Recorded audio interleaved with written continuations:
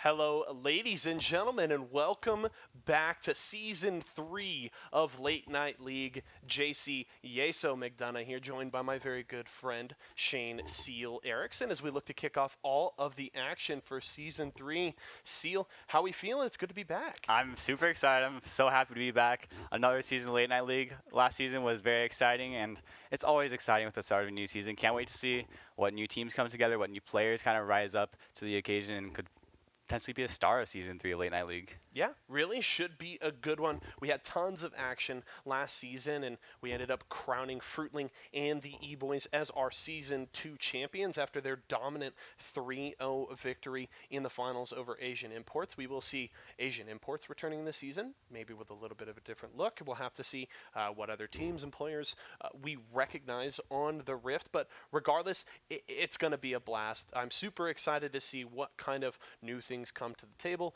new players. We obviously get a bit of a fresh meta with things shifting up, and it's definitely looking good as we kick things off here for an 8-week run that should be very, very fun. Yeah, 100% agree.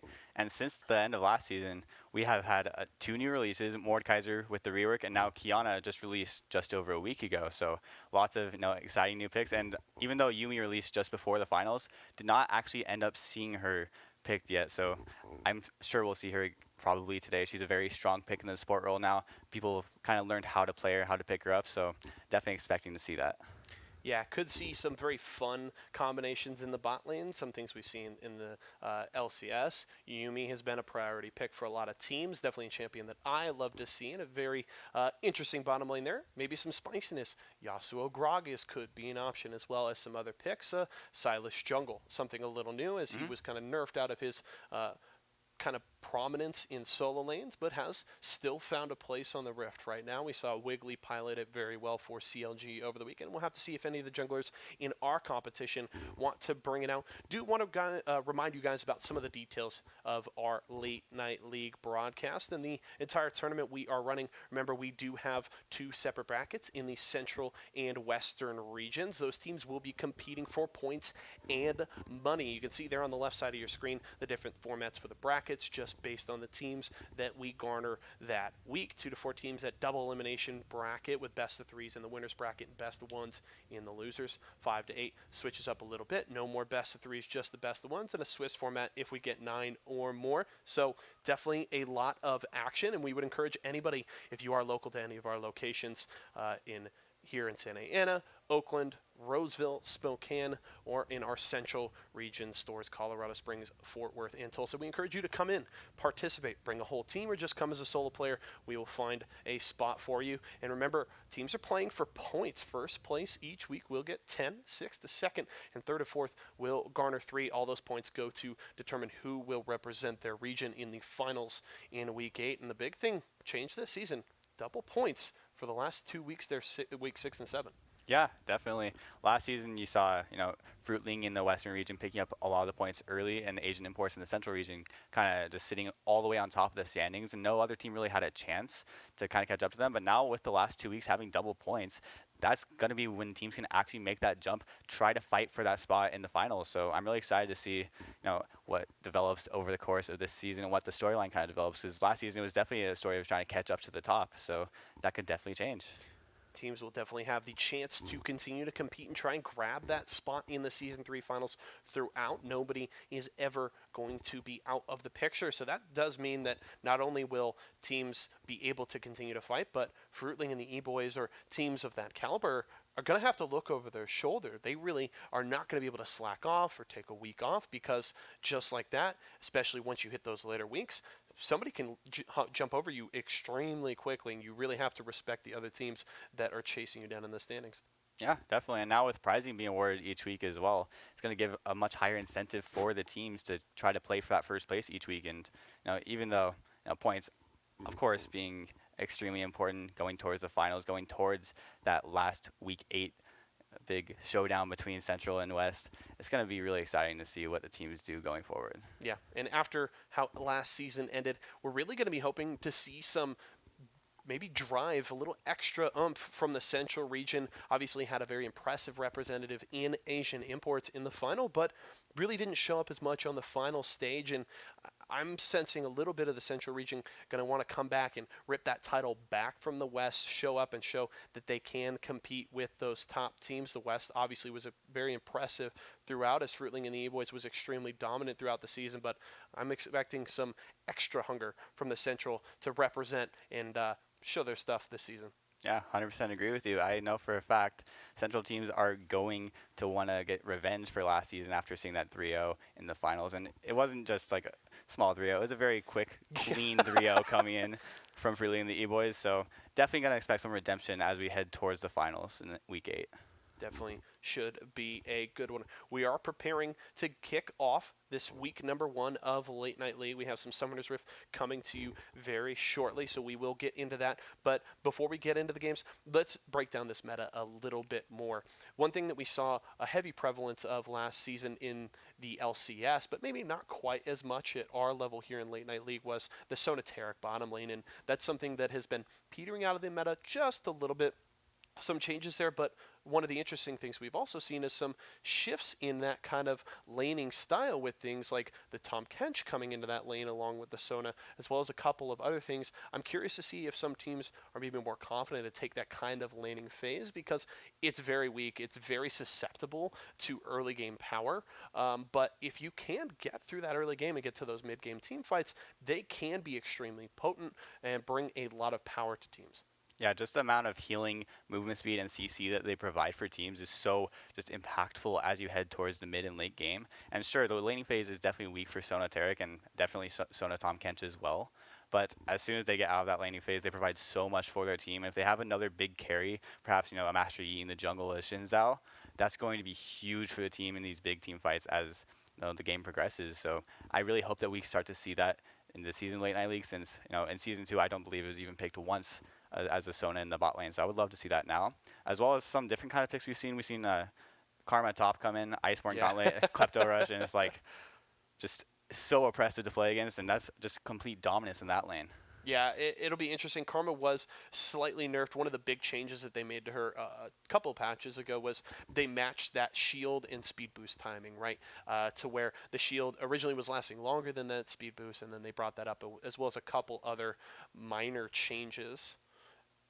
And really, they had to bring that speed boost back a little bit because she really kind of got out of control. But we are going to head into the second round of our Central Region tournament, getting into that game just a moment from now, as we will have a couple of teams battling here in week 1, as we already see Korean Banana, one of our big players from last season, is on the Rift today playing top lane for Indeed here, as well as more shoes. So some familiar faces here as we kick things off. We are 22 minutes in, a big lead for Indeed here, as they will break that top lane inhibitor tower.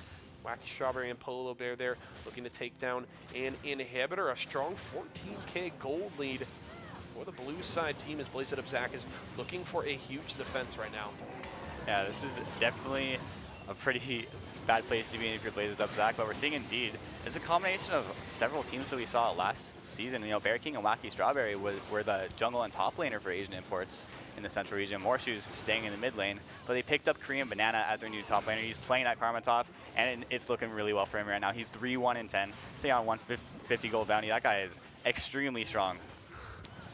Yeah, very fed members really across the board here. Indeed, nobody with more than 2 deaths, just Bear King there with the 2 on his death counter. Mad Mike is going to go down there. The kill over to Bear King, and Wacky Strawberry just being a menace on the support Scion here as they're looking for another inhibitor. Morshoes is going to be dominating with that kill, and they are on to the Nexus turrets. So in and out we will be of the central region action here to kick things off. An impressive win. While we weren't able to see all of it, you could see with the strong play here of Indeed off of the back of a lot of stalwarts from Season 2 looking to grab a victory. They are not going to take the Nexus now, electing for bit more of a conservative approach, but still able to knock down 3 inhibitors as well as both Nexus towers. An impressive push there from Indeed, and really seems like that Nexus is just a strong gust of wind away from going down. Oh yeah, absolutely. You can see Indeed's just going for that extra Drake right now,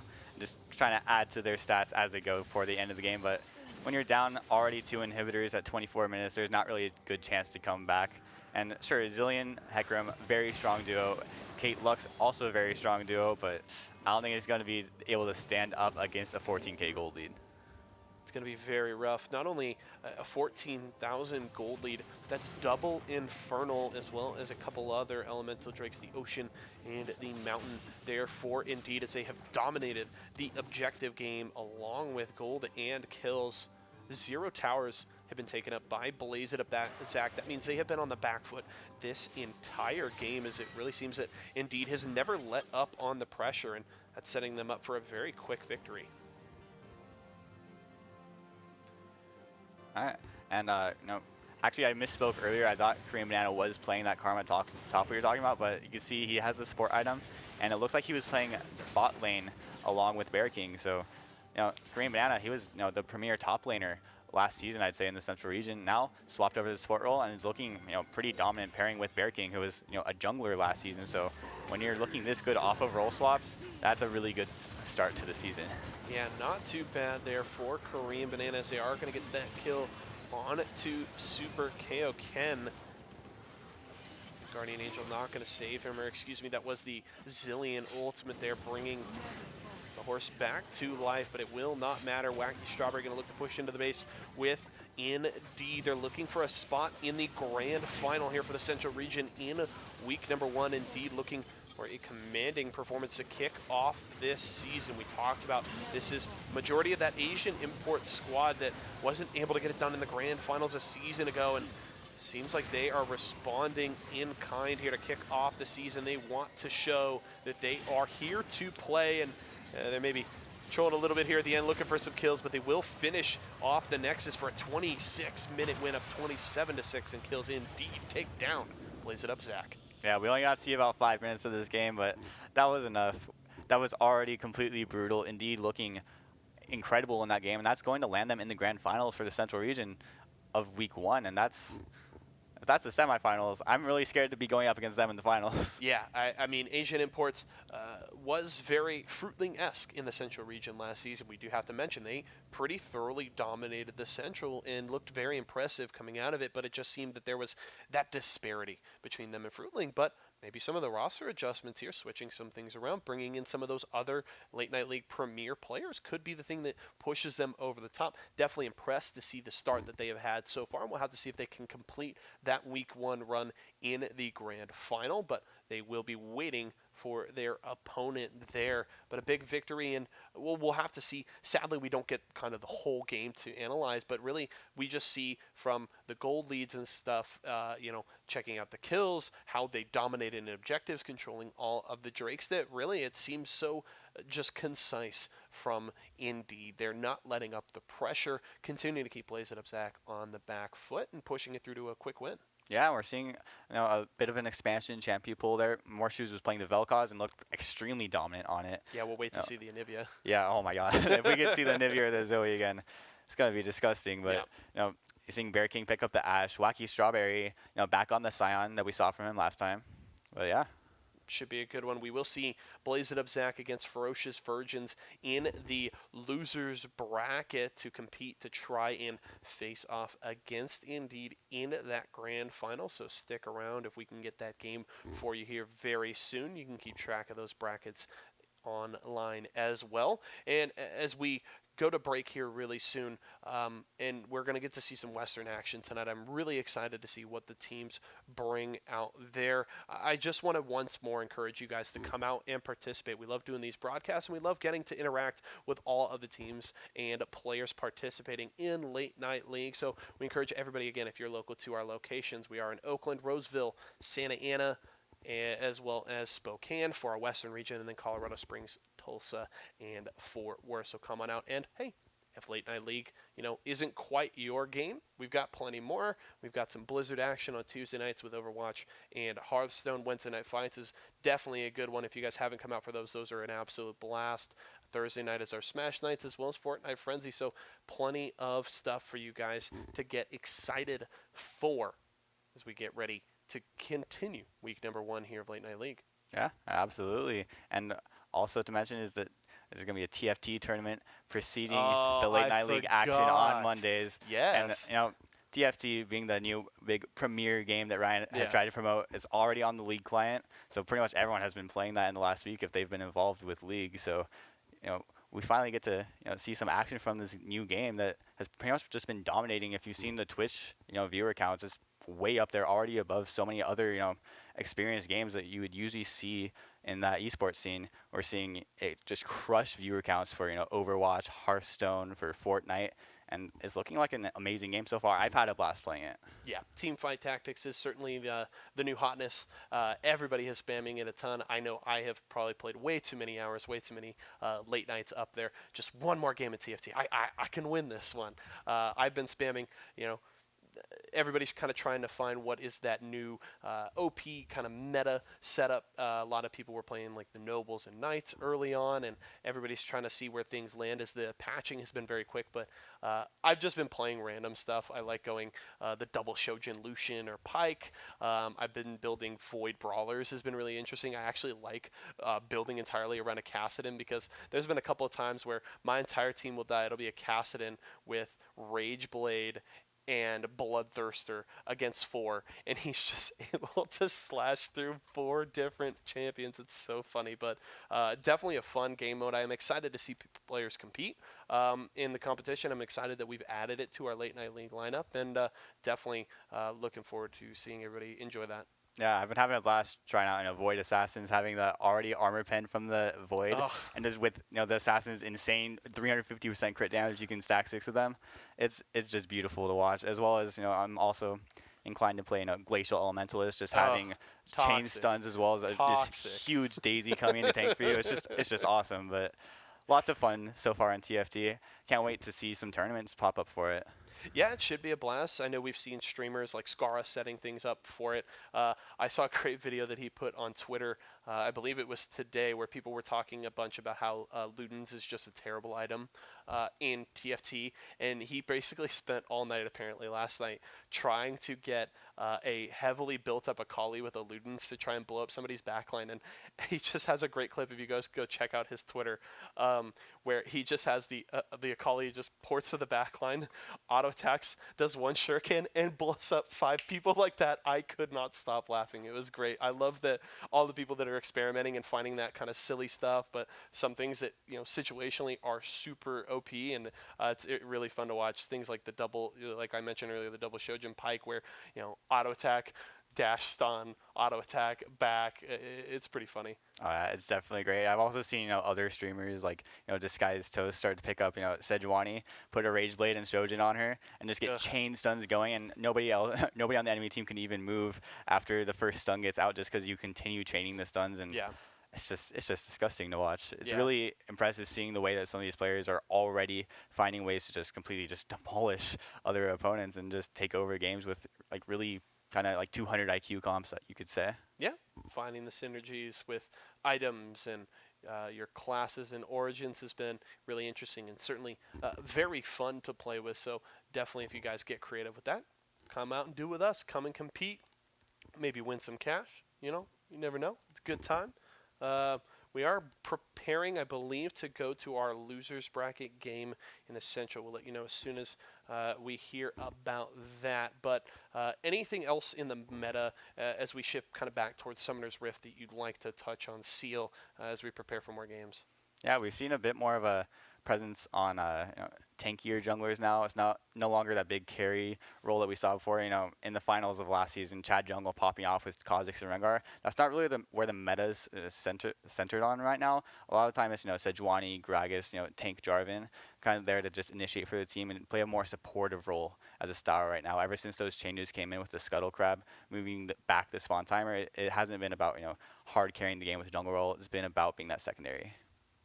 Yeah, it'll be interesting. We still see a lot of flex picks in the lanes. We still see things like the heavy presence of the Aurelia going around. So those things have shifted a little bit, as we mentioned earlier, with the Silas falling out of the meta, at least in the solo lanes. But it'll be interesting. I feel like mid lane right now, while there are those flex picks that are powerful, there are things like the Corki coming into play a lot more now. And mid lane just kind of feels wide open right now. It really feels like if you can just find a good matchup or something that you're just extremely comfortable with, it doesn't seem like anything is a bad choice currently in this meta. You can really set up around a lot of things, especially when you're getting frontline setups from your jungle and even some more tankier tops coming into play as the Scion is a little bit more meta right now and other things like that. Mid lane really feels like, pick your poison. Play what you want to play. If it's something that you can carry on, it's totally viable in mid. Yeah, right now it's a mid laner's dream for the meta. They can play almost anything they want. I 100% agree with you on that. And if they have a comfort pick, bring it out, play it, and you'll look pretty much amazing so long as you get yourself a good matchup. But it's a bit different in some other roles. Like for AD carry right now, it's very centered around Sivir, Caitlyn, Ezreal still. So lots of presence on those picks, as well as like we were talking about earlier, the Yuumi pairs extremely well with these kind of independent style AD carries where you don't really have to have a support on your back 24/7. So stuff like an Ezreal where you can just farm back with the Q, Kate where you can just have this insane range to farm from, or Sivir where you can just continually shove out a wave and not really be under pressure from the enemy bot lane as much. Yeah, it'll be interesting to see. I very much hope we get to see some Yuumi. I absolutely love playing it. Just watching, being able to poke people out of lane with her prowling projectile is just funny to watch, especially when you pair it with something with the poke, like the Sivir, or maybe a Varus or the Ezreal, to where you can really start to abuse a lane where typically maybe you don't have that laning power, but you come to a point where you have so much poke that if you're landing consistently your skill shots, the opponent isn't able to step up to their minion wave almost ever. You're forcing them under tower, and we are kicking it into champion select right now, I believe. Yeah, we've got losers finals game 1 with Blaze It Up Zach and a Ferocious Virgins in the losers final here, game number 1, as we are into the ban phase here with Tom Kench and Anivia here off of the board right away, and then the Callista and Thresh taken off by Blaze It Up Zach. Yeah, right now Tom Kench has actually been a pretty premier pick we've seen just in the top lane. Ever since they buffed pretty much his entire kit outside of the Devour, he's much more strong in a solo lane. Now, we still see him paired in the support role occasionally if there's an AD carry that needs protection. But overall, as a top laner, he's very strong. So a smart ban, I think, coming out from Ferocious Virgins. Also hitting the jungle pool a little bit there with the Rek'Sai taken out. We'll have to see what the final ban here is for Blaze It Up Zach. They're going to be feeling a little, I would hope, a little hungry to get a win here, as they really struggled in their last game, not even grabbing a single structure or neutral objective.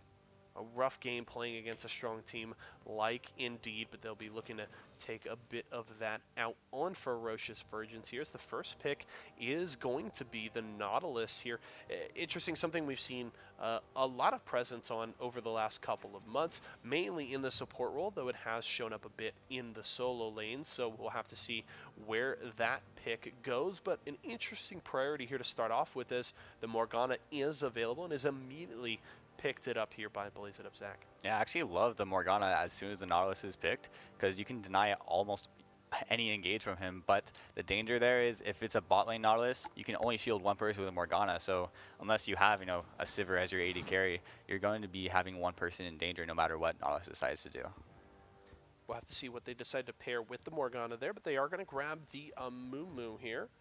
Only one ban at the jungle pool, so Super Cowcan really having his pick of the litter there, and Alex for that AoE team fighting jungle on the Amumu. The response here could be the Graves here from Hawaii versus Gaming, and is going to be locked in there. An interesting jungle matchup there. Graves, very, very good clear into the Amumu, who has an alright clear, some AoE abilities, but maybe not quite as much damage coming into the lane, and it's really the trade-off, right? The Graves brings more damage, less CC. The Amumu has his own gank setup, but you're pairing it also with a Morgana, which makes things very easy for the Amumu to get in the lane and get some action going. Yeah, 100% agree. There's very good gank assist already with the Morgana and the Amumu, and now the Aurelion Soul locked in. We were talking about comfort picks. Oh, perhaps maybe a mispick right there. I was hoping that was going to be just an exciting, bright pick that someone's just going to pull out of nowhere, but maybe not the pocket pick early. Yeah, so I thought maybe who he had snuck into Late Night League was playing in the Central region. You never know, taking some time off from his Golden Guardian support duty to come and hang out with us, play some Ace-Soul. I certainly miss his days on CLG with that pick. Some great games at Worlds with it. So I believe that Ace-Soul is the mispick. We will get that information for you in just a moment as we prepare to get back into Champion Select. Gonna get everybody back into the lobby here. Yeah, actually, I think maybe what happened was they thought they were playing Teamfight Tactics still, so picked up the Aurelion Soul. There you go. But then they realized, oh wait, this is League of Legends. This is the other game on the TFT client. We can't be playing Aurelion Soul right now. Client.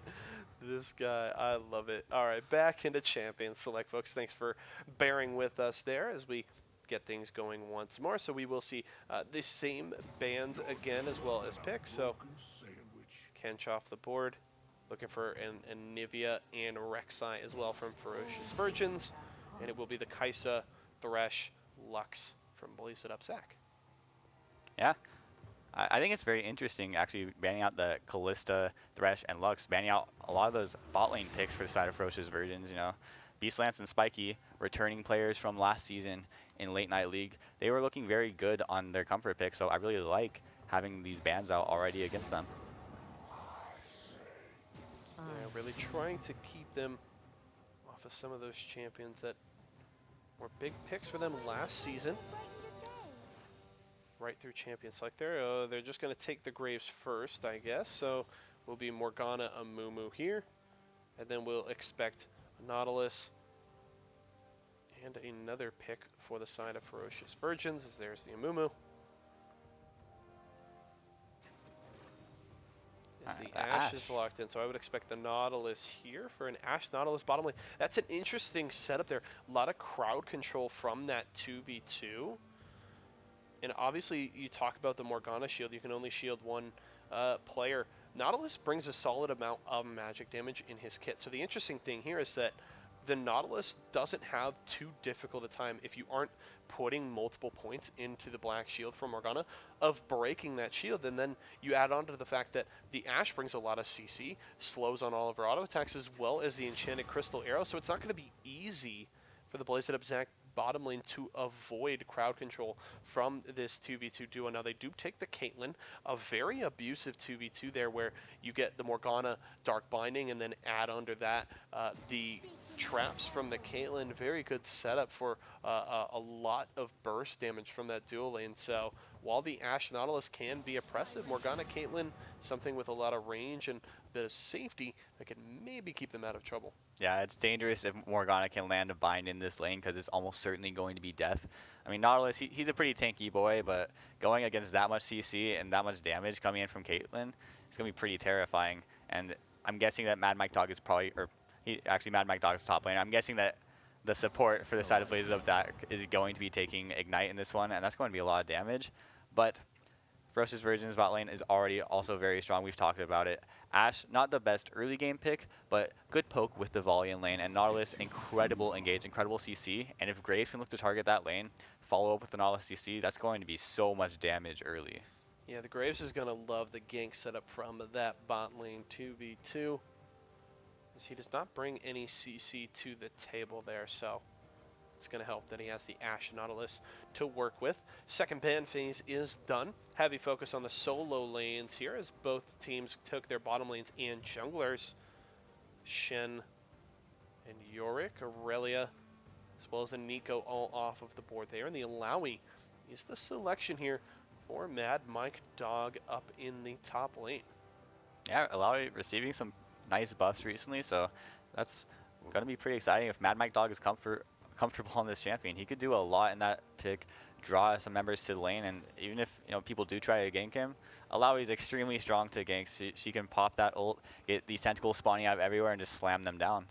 Yeah, it will be interesting to see them electing to take the Alawi as a blind pick there. Shows the priority on getting a counter pick for Soaring Eagle, and Soaring Eagle will have a little bit of time to think about it as the Ahri was locked in there. Now we're just waiting for that top lane selection, confirming the Nautilus down to the bottom lane as the Poppy is picked up there for the top lane of Ferocious Virgins. A pick that can hold its own, very tanky, brings a lot of crowd control to team fights, as well as the ultimate that can eject quite a few members. So a lot of strength there for the Poppy. Sets up a solid front line for quite a lot of damage on this Ferocious Virgins composition, with Graves being in the jungle.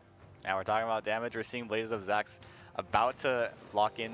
Oh, I thought it was going to be the Kali, but the Cassiopeia, still lots of damage. That is a giant scaling pick. We were talking about seeing a bit higher presence of scaling picks in the mid lane, stuff like Corki, Azir.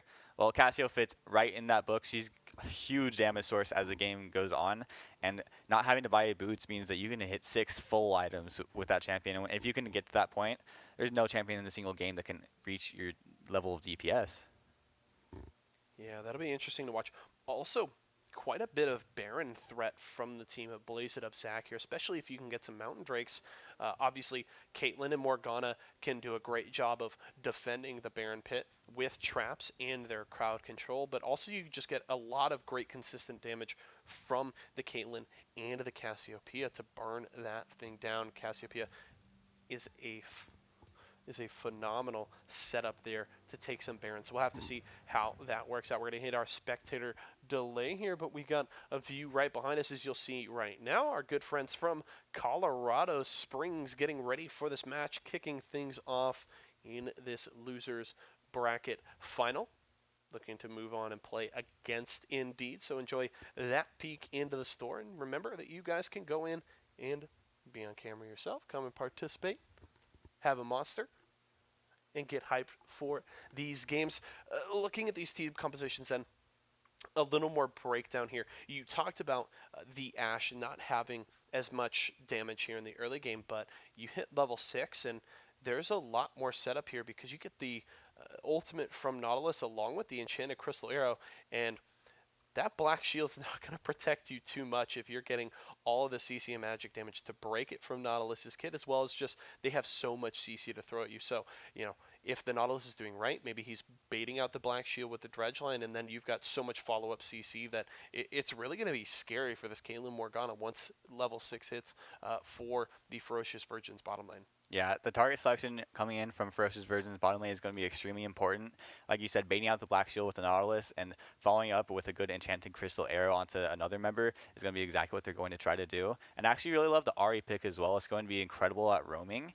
And if they can get the Ahri as well as the Graves to come in, support that bot lane, there's already so much CC there. They're going to be able to lock down targets for a long time. And that's probably going to be, in my opinion, what they should do to try and target to get this game snowballing. Yeah, the other thing working in their favor is the low mobility of this bottom lane for the Morgana Caitlyn. All you have is the 90 caliber net to try and buy some space, but that is one of the less reliable mobility spells in the game for trying to avoid crowd control and buy some space. It's okay if you're able to land it and get the slow in tandem, but you don't quite have that option always if you're trying to dodge a skill shot. So it's going to be a very risky bottom lane here. Even it's funny to say about a lane that has a Morgana in it. You typically would look at that and think, wow, this is extremely safe, but Ferocious Virgins have the tools to negate that safety of the Morgana here, and we'll have to see how that plays out. Moving up to the jungle, let's talk a little bit about this Graves Amumu matchup. We talked about good gank setup from the Amumu and good damage coming from the jungle of the Graves, and plenty of gank setup in his lanes already, so it doesn't necessarily need to bring the CC. How do you see this matchup shaking out maybe in the first 6 to 8 levels? So Graves should have priority during those first 6 to 8 levels. He should look to try maybe get an invade off. He's going to have a much better clear like we talked about early. He should be able to clear early, and if not, invade, be able to get a gank off before Mumu can even finish clearing his 3rd camp or 4th camp or so. So Graves is going to have priority in the matchup. He's going to kind of set the pace of how the game goes, I think, in terms of the jungle matchup. And I really do expect to see him kind of look to target perhaps that bottom lane like we talked about with all that CC in the early game. Yeah, it'll be interesting to watch. Also, a very healthy clear for the Graves, getting the knockbacks on the camps. It helps him stay very topped up on his health. So it'll be very interesting to see how early the Graves wants to pressure these lanes, because they can get access to that CC very early. Obviously, the Ahri has the charm by level 3. You're going to have multiple forms of CC in the bottom lane very quickly. So the Graves certainly has the opportunities to get in and really spark the early game for Ferocious Virgins if he can. And then, on the side of Blaze It Up Zach, you still have the Amumu. He's got the great bandage toss, and especially when you hit level 6, getting in, you get the extra lockdown of the Curse of the Sad Mummy. So certainly opportunities there, as long as he's able to keep pace with the Graves. It's going to be difficult early. Your clear is going to be not bad, but not as fast as a Graves. But if he can get things going, things could look very good there for Blaze It Up Zach. But we are going to throw it to the game, kicking things off onto the Rift here in our central losers bracket finals here. Ferocious Virgins and Blaze It Up Zach competing to move on to face Indeed here. That's going to be the level 1 dredge line. Big trouble here as Randy Newman forced the flash away. Very scary start there and forcing the flash out of the support. So we talked about the possible lack of safety even with a Morgana there in the bottom lane for Blaze It Up Zach, and at level 1 you've already forced the flash off of the support. If I'm Orbit, I'm hoping for an early push from this Caitlyn Morgana lane and get down there. I mean, maybe take red buff and go down level 2. It's certainly a possibility. Yeah, and I'd love to see Ferocious Virgin's bot lane push for this level 2, and if they can, just have Nahus flash onto the Morgana. It's likely she doesn't have the Black Shield level 1 and go for a really early kill. But this is very interesting already. Perhaps the first kill in Season 3. Interesting is one way to put it. Mad Mike Dog comes in and goes down. First blood there to Party Legend on the Ahri. The Alawi going way too far forward and is punished with the quick collapse from Ferocious Virgins. Yeah, that was an extremely early death. You hate to see it, especially on an Alawi. This is supposed to be a carry top lane pick. She has to expend the TP to get back to lane already. That's going to put her pretty far behind. Poppy's going to have the TP advantage. She's full HP coming back to lane. She might miss out on the first wave, but no. Oh my god. The disrespect from Spiky is going to cost him his flash there.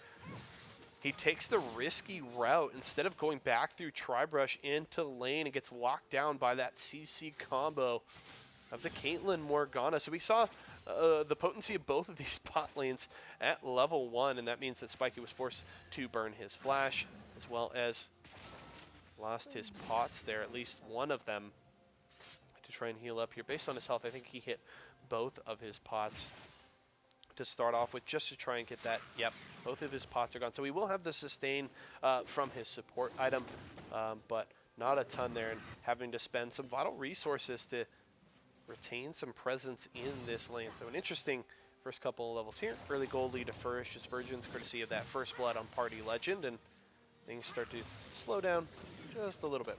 We're settling in. Yeah, exactly. And I was talking about earlier how I'd love to have seen Spiky try to get the level 2 in lane and try to flash on Morgana. Well, he got his flash blown, and interesting that Deathsworn Zed actually took the Euro Snaptrap at level 1, and that was why they were able to lock him down so much and force him to blow his flash early. So very smart, big brain play coming in from Blaze It Up Zach's bot lane, and now that's already a cleanse blown from Soaring Eagle in the mid lane. Yeah, good charm there from Party Legend. Not sure if the cleanse was necessary there from Soaring Eagle, as Party Legend was out of mana, but it looked like Soaring Eagle did it in an effort to try and chase down the Ahri, but the Cassiopeia was very low on mana as well, and that just meant that Soaring Eagle goes a little too far forward and was actually forced to flash away as a result of his aggression. And here comes Orbit. We talked about him trying to get to this bottom lane early. He's got double buffs. He's going to get quite a good amount of damage there onto Randy Newman, but the late response from his bottom lane does mean that Blaze It Up Zax duo lane can get away from trouble. Yeah, not going to get too much off of that gank. Didn't blow any summoners, but it did get a bit of a damage trade in favor of Ferocious Virgins, going to allow them to have a bit more safety in this bot lane. But again, already looking at what we're seeing on the map right now, Soaring Eagle had to blow both his summoners in the mid lane. Party Legend still has both the flash and the ignite, and having Graves there to potentially back up means that Soaring Eagle is going to be at a very, very dangerous spot if he chooses to try and push the lane against this Ahri. Yeah, Party Legend heading back to lane right now. Soaring Eagle fairly pushed up in the mid lane. We'll have to see. Orbit is clearing out his Krugs camp now, but this could be a great opportunity to get to mid lane. We'll have to see. He's got a lot of health. He's got plenty of mana, so Orbit has an opportunity if he wants to try and catch this Cassiopeia without any summoner spells. Now is the time, but it appears like we have pings onto the bottom lane. He may just want to go try and take out the Caitlyn Morgana. Spikey's going to be looking for a dredge line to set things up. It's actually going to be the back here from Orbit. He wants to buy. Ooh, good sidestep. Yeah. Poke coming out from both bottom lanes here, but both of them doing all right. Good CS lead for Deathsworn, up 13 creeps over Beastland. So the Caitlyn doing Caitlyn things in this lane for now, controlling the waves, making it very risky for Beastlands to step up and hit camp, or creeps, excuse me. Party Legend stepping forward.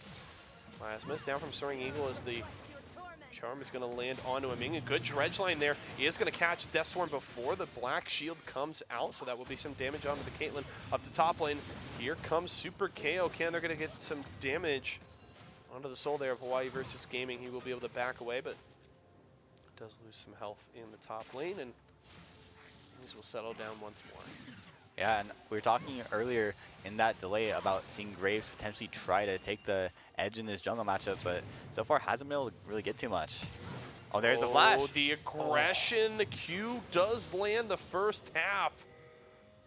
But the return of the orb will not catch Soaring Eagle, able to sidestep the rest of that, and the ignite was just finishing ticking, and that means that Soaring Eagle will survive despite not having any summoner spells, and Party Legend going aggressively with both Flash and Ignite, not able to finish the kill, but will be able to secure a tower plate thanks to the help there of his jungler. Another good dredge line there on a Deathsworn. He takes quite a bit of damage, but takes him back in return. The Q's going to land the flash. The auto, the heal will keep Beast Lance alive, and Deathsworn going aggressive there with the flash, but won't get the kill. Yeah, I'm interested about that flash forward. I don't think he had the headshot up, so I'm pretty sure it wouldn't have killed, but Randy Newman, though. In trouble here. Orbit's down to the bottom lane. Will grab the second kill here for Ferocious Virgins. Taking down the support there. So Orbit making his presence felt here early. And that's exactly what we were calling him to try and do earlier. Try to capitalize on the CC coming in from Ferocious Virgin's bot lane. And that's another kill coming up from him. And now they're able to transition that into a Drake. Good play there from the Ferocious Virgins jungler. Kicking off this best of 3 with a solid start for his team. Up 700 gold. They're looking to take down an early Drake here, pre 8 minutes. It will be the Mountain Drake going over to Ferocious Versions. Super Kaioken with a solid response, going to go in and take the blue buff here. Randy Newman, you're a little late to the party, my friend. You're going to take a lot of damage here. No level 6 on the Ashe, which means no Enchanted Crystal Arrow, but does Orbit have the damage on his own? He's going to look for the dash and the Q. Can he get it? One auto. Good binding there from Randy Newman will most likely keep him alive, but Kaioken is actually caught in his invade. Spiky taking a lot of damage here. There's the headshot. The Q. Death Sworn takes down the Nautilus in Orbit. A little too over-aggressive as the collapses come through. Soaring Eagle with the assistance from the Gromp will grab a second kill for Blaze It Up Zach, and they have responded to the over-aggression from Ferocious Virgins. Yeah, definitely over-aggression is what we saw there. You know, Orbit, it's only 8 minutes in the game. He's already trying to go back up to nearly the tier 2 turret to try and kill Randy Newman. Doesn't find it, expends his, you know, his smite to try and get the kill. Doesn't even get that. And now Mad Mike Dog, Flawless Flash already. You hate to see it. Good roam to top thing there by Party Legend. Also waiting to use the charm, knowing that Mad Mike Dog had his flash available. Saves it for when the flash comes out from the Alawi. Easily gets the CC, secures the kill there, going over to the Ahri. So a 2-0 Ahri to start. Behind a little bit in CS, but honestly, not feeling too bad. Yeah, not bad at all. That was a really good counter up since Soaring Eagle got the first drum off. Looking for a third kill here. The charm didn't land. Party Legend going aggressively. The Q will not land though. Soaring Eagle able to sidestep and a good ult there.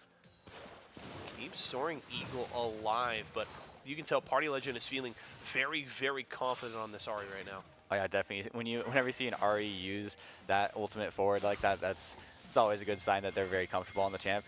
As well as she already has, or she has, beautiful cleanse though, but that's a cross-map arrow landing from Beastlance. That's very good from him going forward. Beastlance all the way from the bottom lane, perfectly predicting the Cassiopeia, landing it and forcing out the cleanse. Soaring Eagle, good timing on the cleanse, able to slither away from any danger.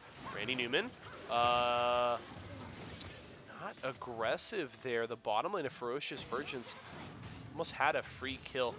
And Randy Newman not even level 6, so there was an opportunity there, but without the Enchanted Crystal Arrow, seems like Beastlance wanted to take the conservative approach there, and Randy Newman able to back away. Yeah, and unlucky timing. Spiky just threw out the dredge line, trying to land it onto Deathsworn Zed as soon as the ward went down that brush.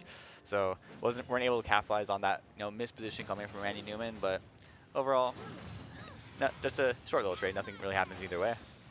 Mad Mike Dog taking a lot of damage here, is going to use the ultimate to try and take down the Poppy. Getting a lot of sustain, and that's going to be the kill there for Mad Mike Dog. Hawaii versus Gaming goes down aggressive on the Poppy, thinking he could secure the kill, but not respecting the damage and the sustain. Comes out with the ultimate from the Alawi, so Mad Mike Dog grabs his first kill of the game, and then pressure in bot lane from Blaze It Up Zach. Yeah, even though the Mad Mike Dog is sitting, you know, he was 0-2 prior to that play, he already had the Sheen in the Phage. There's a lot of damage in his kit already, and Hawaii versus Gaming not respecting that and ends up going down for it. Talk about disrespect in the bottom lane. Death Sword pushing forward without his support, and that's going to be Beastlance grabbing the kill. Easy going there with the point-and-click ultimate from the Nautilus, locking down the Caitlyn. Gets the kill for the AD carry there. Randy Newman not expecting Orbit to dash over the wall. Is going to eat a lot of damage there. Good stopwatch to avoid the ultimate, but it won't save his life. Orbit going to grab the kill. There's the dredge line onto the Amumu. Super Kaioken going to try and get away. Flashes over the wall. This is why versus Gaming want to go in. Doesn't have the flash. And the Amumu escapes having to spend that summoner spell.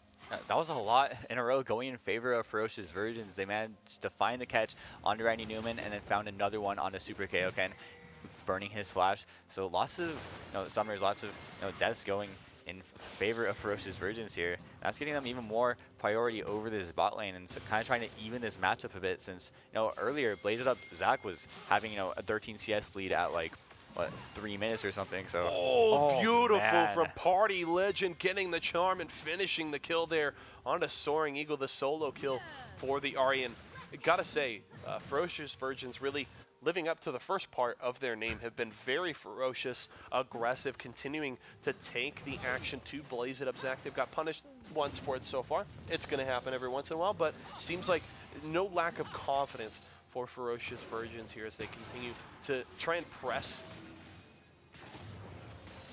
they don't have a lead, but just pressing the aggression here. Super KO Ken nearly going down. They're getting the level up to get a little health back, but that's a very scary Ahri in the mid lane. Yeah, right now Orbit and Party Legend are playing very ferociously. Same with Spiky in the bot lane.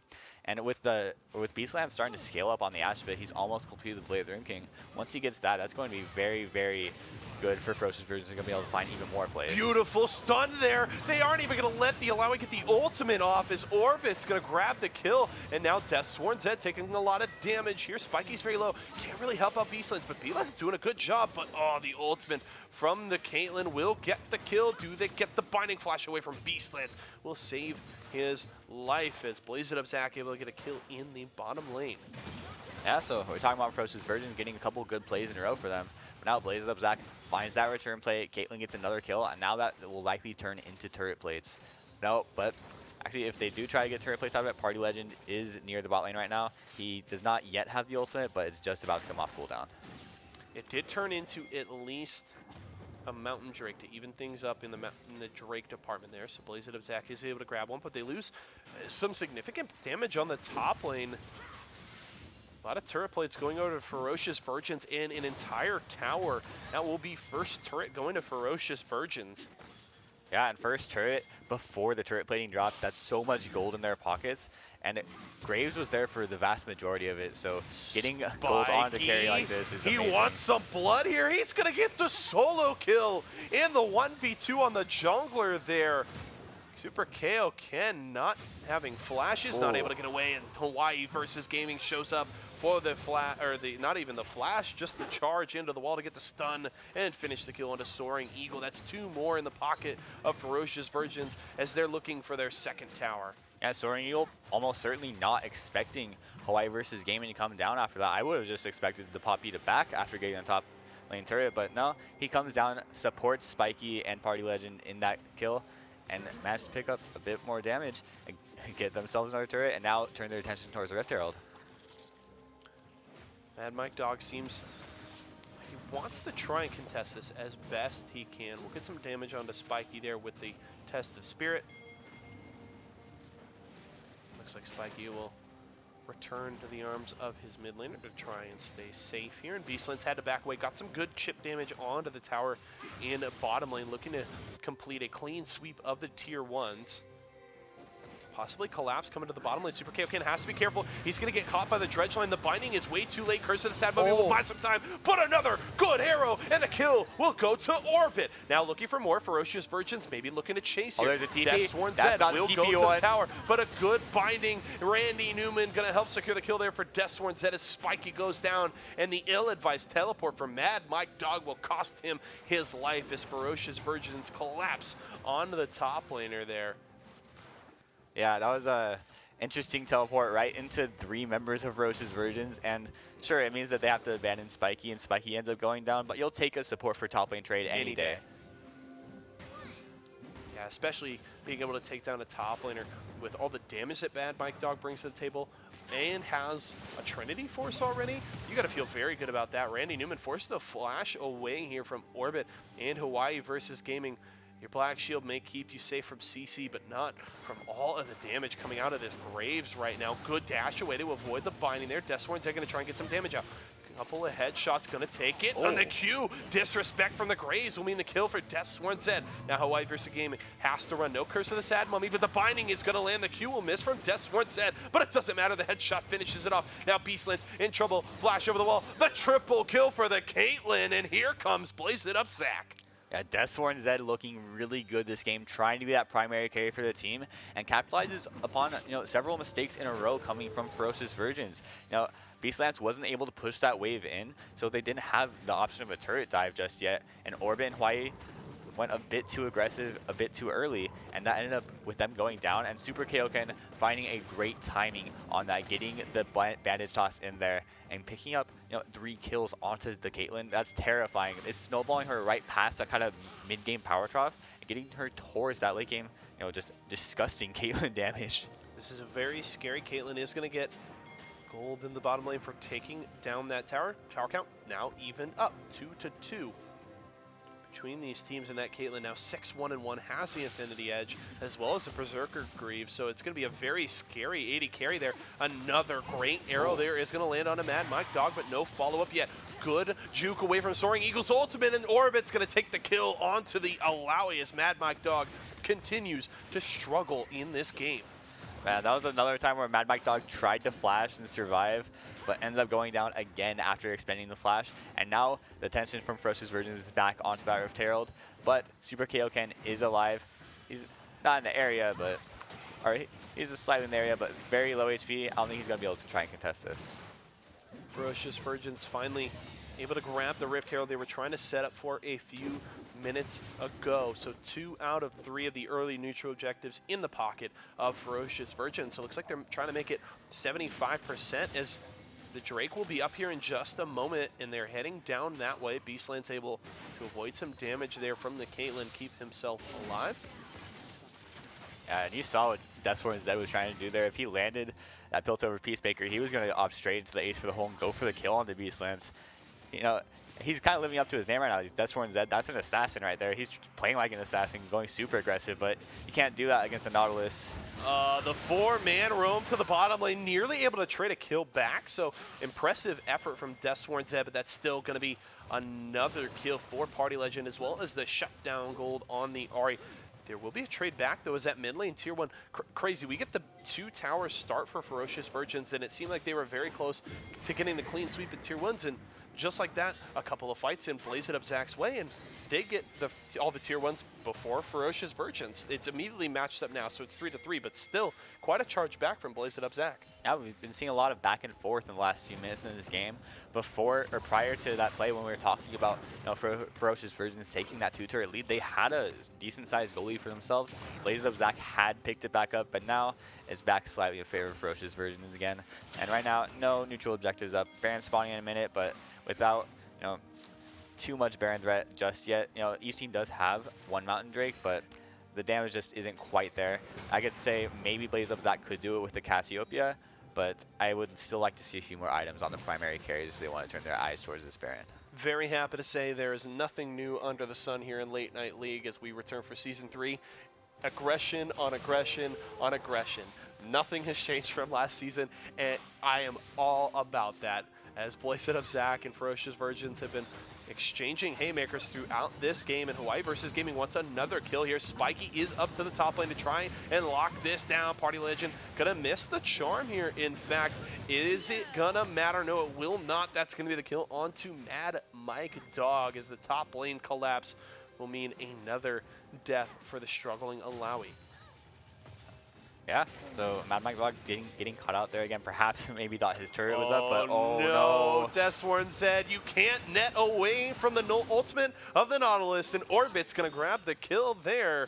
As down goes the Caitlyn, now the collapse on a Super Kaioken. This could be a setup for a Baron. The Juggler is going to go down. Party Legend grabs the kill, and they immediately turn on the Baron. 20 minutes and 30 seconds, and Ferocious Virgins wants another neutral objective. They've got a couple of low health bars, and they need to respect the play here from the Cassiopeia. Dark Binding will miss from Randy Newman. They want to stay for now. Ignite is burning on Hawaii versus Gaming. Baron has not died yet. There's the redemption. Going to do some damage to the Ferocious Virgins lineup. Beastland stepping forward aggressively.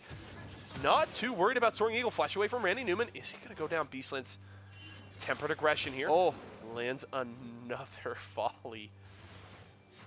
Oh, that was a ton of blinking health bars at the end of that play. Oh, man, that was very scary. Yeah, and actually, I was surprised at how much damage Ferocious Virgins were doing to that Baron. I thought just 1 Mountain Drake wasn't going to be enough, but had Blazes Up Zach's mid laner and support not stepped up and deterred them from that, that would have been for sure the Baron going down and a hugely going in favor of Ferocious Virgins. So nice, hero play coming in from Soaring Eagle and Randy Newman to keep themselves in this game. And I want to take note of one thing here is Beastlands was playing very aggressively in that 1v2 fight there. Despite an early game that didn't really go in the Ashes' favor, they got the solid level 1, getting the kill onto Party Legend and taking out, if memory serves me correctly, it was Randy Newman flashing away. But getting some early kills here. But really, the Caitlyn Morgana lane was very oppressive. Spiky not quite finding as many hooks as he would like, but still holding up in CS. Down about 30, but still, or 40, but keeping pace and sitting on 2 items right now, landing every single arrow coming off of this Ashe. I gotta say, an impressive performance from Beastlands as they lock up another kill. Randy Newman is at 100 health, cannot really contest it all. Is gonna throw out some bindings to maybe do something, but Beastlands is doing a lot of damage here. Hawaii versus Gaming trying to get the zone. Is gonna get a double knock up there on a Deathsworn Zed and Mad Mike Dog. Mad Mike Dog has to run away, but here comes the flash. The kill for the Poppy. Looking for another one as Spiky goes down to Deathsworn Zed. Another kill for the Caitlyn, but is going to be locked down and taken down by Party Legend. That's a 4-4-3 in favor of Ferocious Version as they turn off of the Baron, but maybe looking for the lanes and possibly a kill. Hawaii versus Gaming trying to keep Soaring Eagle on the wrong side of the map here. You're proxying a wave without any support. Your Ari is back. You need to run, Poppy. He's taking the blast cone. He's getting himself out of there. But man, what a series of events right there. That looked so good for Ferocious Virgin from the start of that play, but really exceptional team fighting coming in from Soaring Eagle and Deathsworn Zed, turning back 3 kills in their own favor and making sure that Ferocious Virgin, again, could not turn their attention back towards the Baron. But I really love the way Ferocious is playing around this Baron right now. They had the control ward on it and started up even though they didn't have, any kill advantage on the map. But that's the kind of aggressive play I like to see. Oh, Soaring Eagle and Party Legend duking it out there, nearly taking each other out at the same time. Both mid laners dishing out tons of damage here. A third Mountain Drake is up. Place it up, Zach has priority on the pit for now. They do secure the Scuttle Crab, but Ferocious Virgins is here for the response. Ultimates available all across the board for Blaze It Up Zach. Hawaii versus Gaming and Party Legend missing theirs, but still some very key ones available. Ferocious Virgins is going to get on to the Bear, and it's stolen! The bandage toss there for Super Kale. Ken will get the second Mountain Drake, but Beastlands responds with a kill, and the Morgana is burning, actually make it the Caitlyn. Down goes Deathsworn Zed. Mad Mike Dog soon follows a 3-for-0, and here comes Baron from Ferocious Virgins. Yeah, so Super Kaioken gets the steal on the Mountain Drake, but great timing from Party Legend, gets back from there.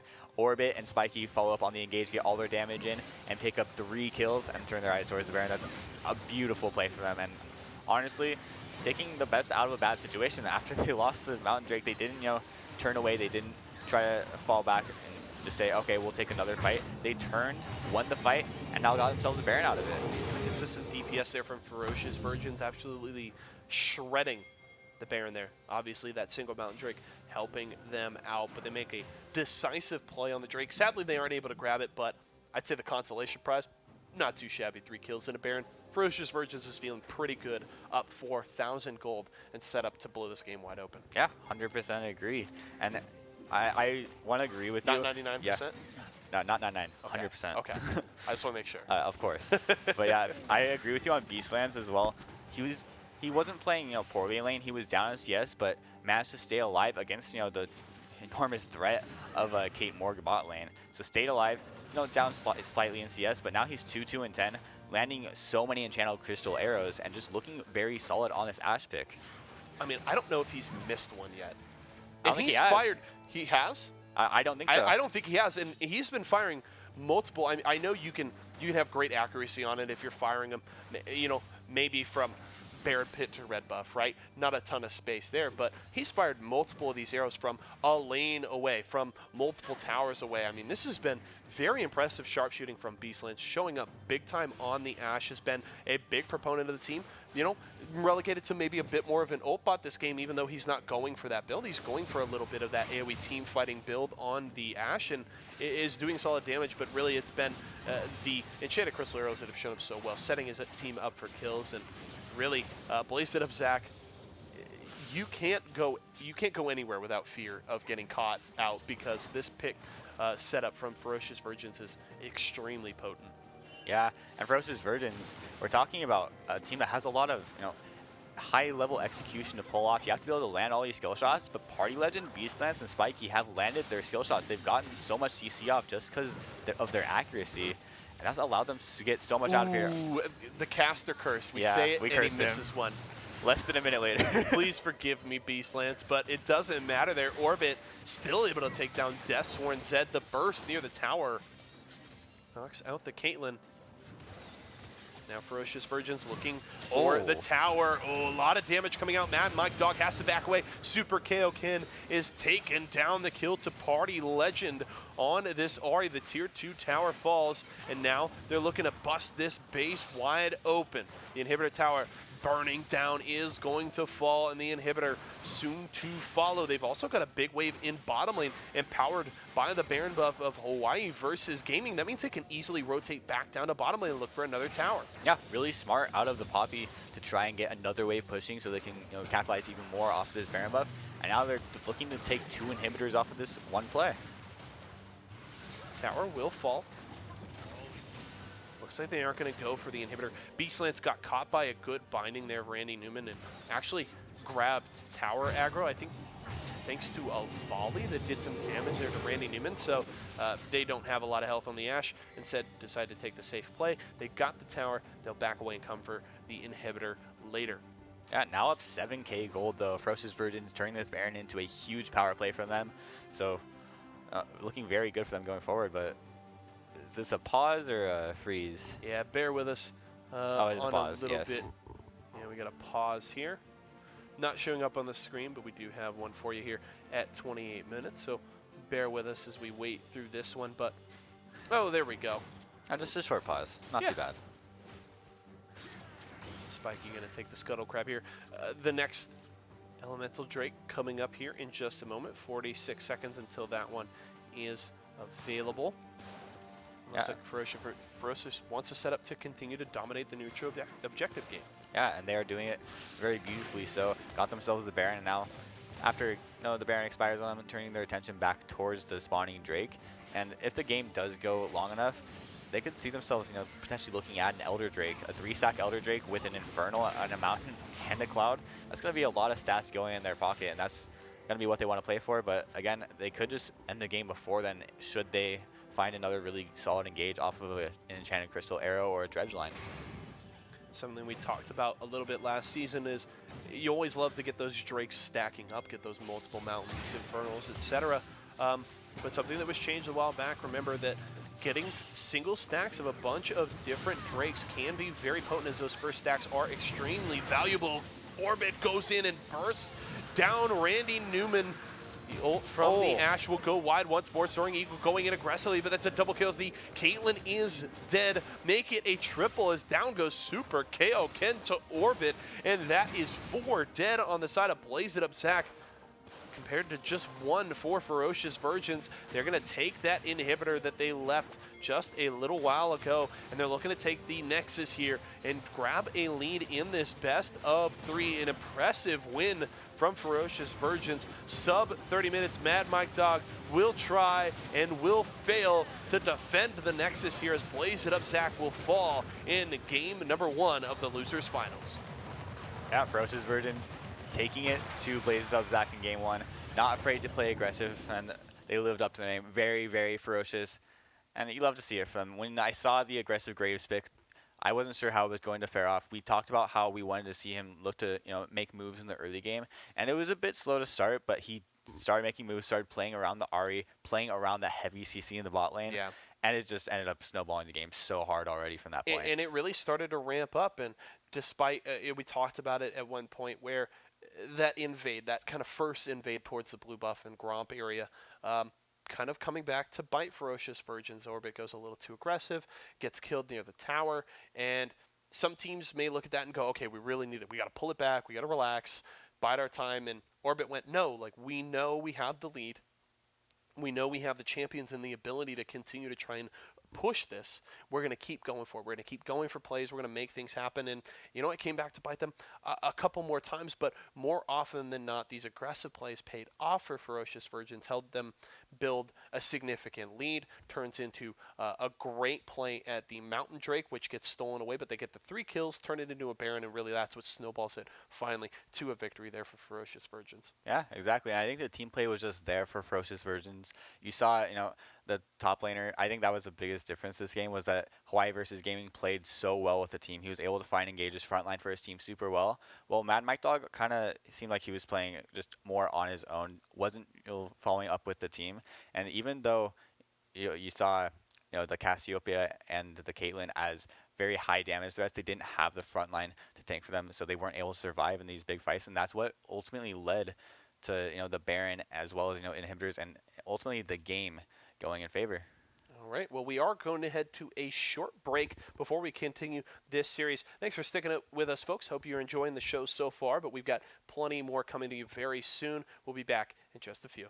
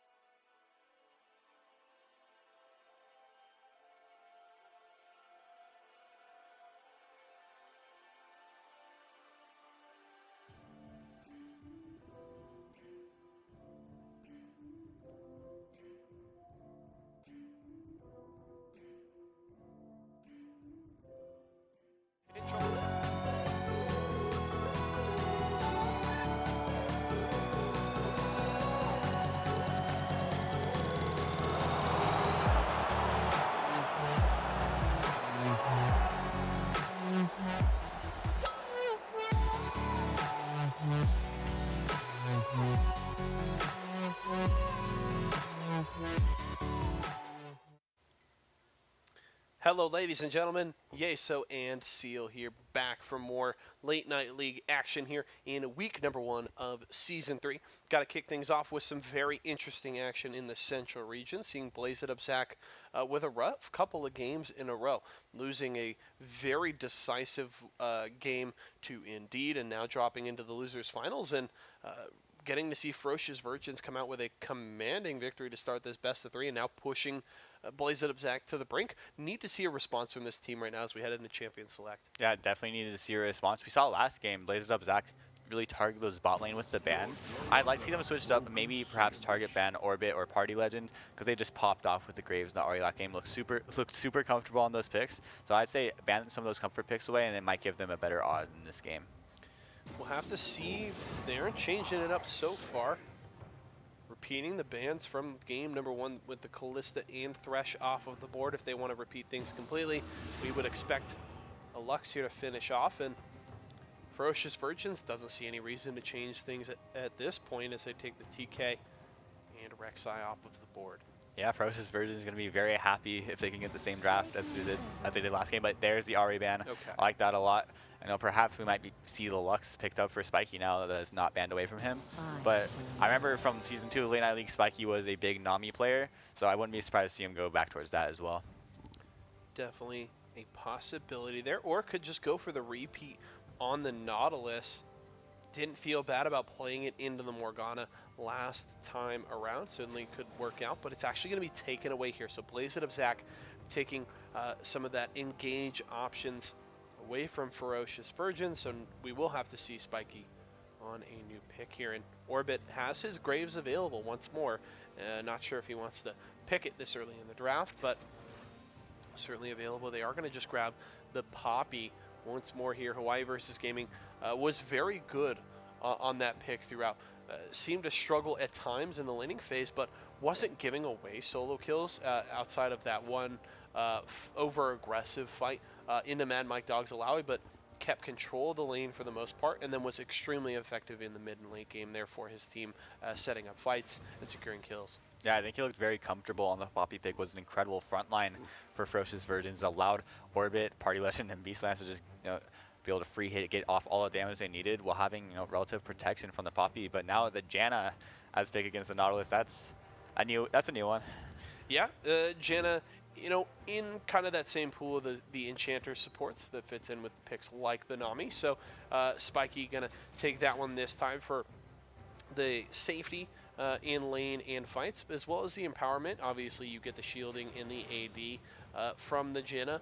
But I also love the trading ability. If they can get a lane now, it's difficult. The interesting thing is picking a Janna into a Nautilus that you've already seen, because Janna is very squishy and extremely low mobility, especially pre-6 when you don't have the disengage from your ultimate. You do have the Tornado, but it is a very reactive disengage. It's going to be difficult to use into a Nautilus trying to dredge line into you, but interesting to take that.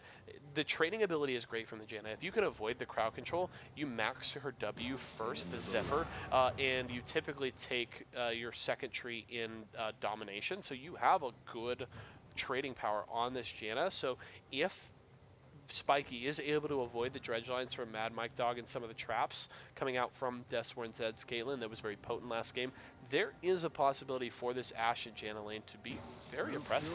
Yeah, it definitely can be a very strong 2v2, but always have to be wary of the Nautilus. Provides so much CC, and again, we saw it like last game. Caitlyn pairs really well with CC, and with a Nautilus, that's going to give plenty of time for the Yordle Snap Trap to arm, and if they can get hit by that, that's going to be almost certainly a kill. But we saw that Beastlands and Spiky played very, very well around the Caitlyn last game. Sure, Caitlyn was up in CS and lane. She was looking really good during some of the fights and stuff, but Beastlands played the lane super well. We never saw him get hit by a Morgana bind and have that lead into a trap and a death. He played very well against that style of play, so I think he'll be able to do just fine again, dodging out on the dredge lines and making sure to stay out of some Yordle snap traps. It'll be interesting to see second ban phase. Again, focusing heavily on those solo laners as the Aurelia and Yasuo banned away by Ferocious Virgins. But interesting here Ferocious Virgins electing to grab that Ashe instead of the Graves there at the end of the first pick phase means that that one will be banned away, so we will see a new jungler here in form of the Kindred for Orbit. Not a big departure, a little bit not a little bit, a lot less of that upfront burst that you get from the Graves with his weaving his auto attacks in with his Q, as well as the dash to get the reset or the reload. But Kindred still has some delayed burst of her own with Wolf, so a similar playstyle to an extent there, as well as bringing some survivability to his team with the Lambs of Respite. So an interesting pick here from Orbit as he has to switch things up off of the Graves. Yeah, 100% agree. I'm really excited to see some new picks come through in this game. The Yorick for Mad Mike Dog, and then the Echo coming in for Soaring Eagle. I remember Soaring Eagle last season. He was a big assassin player. His Zed was amazing. I think it was a Kali that he also looked really good on. So I'm excited to see if he could pull off the Echo, kind of in the same vein as those previous picks. A bit different than Cassio. With Echo, you're looking to get aggressive early, get really up in the action. As soon as you get the ultimate up, that chrono break is amazing at getting you out of bad situations. Yeah, you could definitely play very aggressively and have that reset button to get out. So we'll have to see how well the Kindred performs there. Anything else really that stands out in the draft for you? We can break down a little bit more of the bot lane in a bit, but anything else that really jumps out to you here in the draft? Yeah, so I actually really like, we saw the Ari ban come in, and then now we have the response of Party Legend picking the LeBlanc for himself. He looked really good on the kind of roaming Ari last game, managed to help out the bot lane, go up towards the top lane, and just help out all across the map. LeBlanc's even better at doing that, and she's even better at snowballing the game, so I'm definitely expecting him to look pretty much very similar on this style of pick. I think he's going to be really good on the LeBlanc. Yeah, I mean, Party Legend looked very scary on the Ari last time around, and now bringing a champion to the table, as you said, has that roaming power, maybe even more, but also so much burst potential. When you get to level 6 on this LeBlanc, you can, something in kind of the league of a Zoe, nearly with that kind of burst of just 100 to 0 people. So if Party Legend can get going once more like he did last game, things could be very, very difficult for Blaze It Up Zach here, because the mid laner was a big power point, was kind of a catalyst of a lot of the action in that first game, and really carried through along with Orbit a very convincing victory for Ferocious Virgins, and certainly has the opportunity to do the same thing here again. Yeah, and I really want to see what the Warwick brings to the table for this side of Blaze It Up Zach. Blaze It Up Zach, Yeah. That's right. Long name. Yeah, long name. Very, very long name. But yeah, Blaze It Up Zach, definitely changing things up. I think the Warwick is going to be a bit more successful than the Amumu. Doesn't require, extremely, I guess, high-level ultimates. You don't have to try and land a 5-person Curse of the Mummy this time. Now, you can just get one person with that ultimate and that Infinite Duress if you can land it. Very strong ability. Yeah, pretty good in TFT too, depending if you're building around the Warwick. But, we're not watching TFT now. Interesting compositions here, and we talked earlier about there's really no momentum on the side of Blaze It Up Zach right now. Having lost their last 2 games, and really being a single game away from getting eliminated from the tournament this week. Granted, they can feel good about their placing. They've made top 4, so they're guaranteed some points here, which is going to be nice for them. But they want to play for the money, and they want to play for that 10 points. And to do that, it's going to require a response here. Switching things up a bit, I don't know how great I feel just based on the draft that Ferocious Virgins were able to get, because it really seems like they're going back, while they don't have as much engage ability, not having the Nautilus, you have the safety for their carries, and you still have Poppy, which can set up a lot of things. You don't necessarily need the Nautilus if you have a Poppy that's able to dash in aggressively, because really Hawaii versus Gaming looked very good. Solid ultimates, getting a lot of stuns set up. So there's really just seems to be a lot of things for Ferocious Virgins in this game, similar to the draft in the last one, and setting themselves up to possibly have a repeat performance. So we're going to really need a strong response, and it's going to start in the early game for Blaze It Up Zach. Yeah, one thing I actually really liked from both teams coming out of this draft is that we're seeing the 80 carries picking up the same picks. So Beastlance is back on the Ashe, looked phenomenal last game.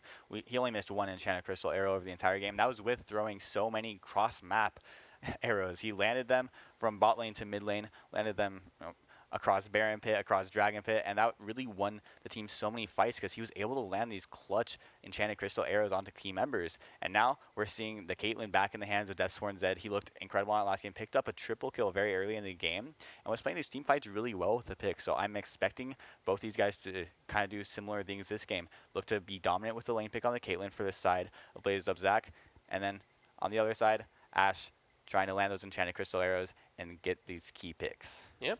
Should be very, very fun to watch. The action coming in here in just a sec as we are on to the Rift here for Game 2 of the Central Losers Bracket Final. Ferocious Virgins looking for the clean sweep here to move on to face Indeed, who is sitting, waiting for the winner of this series in the winners bracket, or excuse me, just the grand final of the Week 1 tournament in the Central region. Make sure to stay tuned, folks. We will have Western region action following later tonight, so make sure to hang out for that as we finish things up here in the losers finals. Yeah, I think the level 1 here was actually pretty interesting. It was Blazes Up Zac tried to do exactly what Ferocious Virgins did last game with the Nautilus to get a dredge line onto a key target early, but the ward spotted it out and nothing was lost off of it. But here it's the camp in the bush. Gets marked by the Kindred and wanders right into the damage. They can flash follow. Can they get the kill? One more auto. Does Y versus Gaming flash and try to stun? He does not. Electing to play it safe. But they are able to force Super Kaioken all the way back to base there. Really kind of a bummer there. Seems like a bit of a miscommunication there from Ferocious Virgins with Orbit flashing in to try and get the damage. You'd probably hope for a flash in from the Poppy to try and help secure the kill. They are at least able to steal away the blue buff and slow down the start here from Super Kaioken. We'll have to see if they are able to 3 buff here for Orbit. It would be a very, very solid start, keeping the Warwick behind. Yeah, keeping the Warwick behind is going to be even more important when you have the Kindred. You want to be able to get those stacks of the passive, and you're going to be able to do that much easier if you can invade against a much weaker enemy jungler. So having Warwick already behind, he's having to do a leashless start on this red buff. He's going to be 3 buffed, and he's going to be lucky if he can pick up any of the Scuttle Crabs. Yeah, it'll be interesting to watch. We'll have to keep an eye on the Warwick here in this early pathing to see just how things work out for Super Kaioken. Kindred Orbit immediately taking his red buff and going straight over to the blue to ensure he secures that 3 buff. Spiky looking to trade here. Is going to get caught by the dredge line though, and that's such a low health bar for the Janna. Spiky forced to flash away as the heal comes out from Beastlands to keep the Janna alive, and Spiky not respecting the Nautilus that he played just last game and gets punished for it here in the bot lane. Yeah, we were talking about how dangerous it can be to play Janna against this heavy engage with the Nautilus, and that's already a flash blown again. I think it's something about the red side supports this game blowing their flashes early, but this Nautilus is looking good in the hands of Randy Newman already just 3 minutes into the game. Nautilus has been good for both of these teams so far. We'll see if Randy Newman can continue to have a performance similar to what Spiky had a game ago. It's going to be important.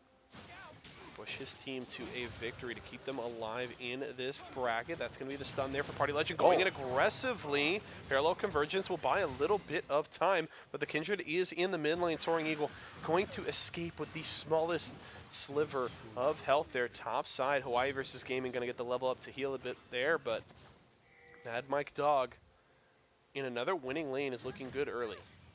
Yeah, absolutely. And I think one thing you got to note there is that if Orbit still has flash, if he didn't try to blow at level 1 to get the kill on this Super Kaioken, he likely would have picked that kill up on Soaring Eagle in the mid lane.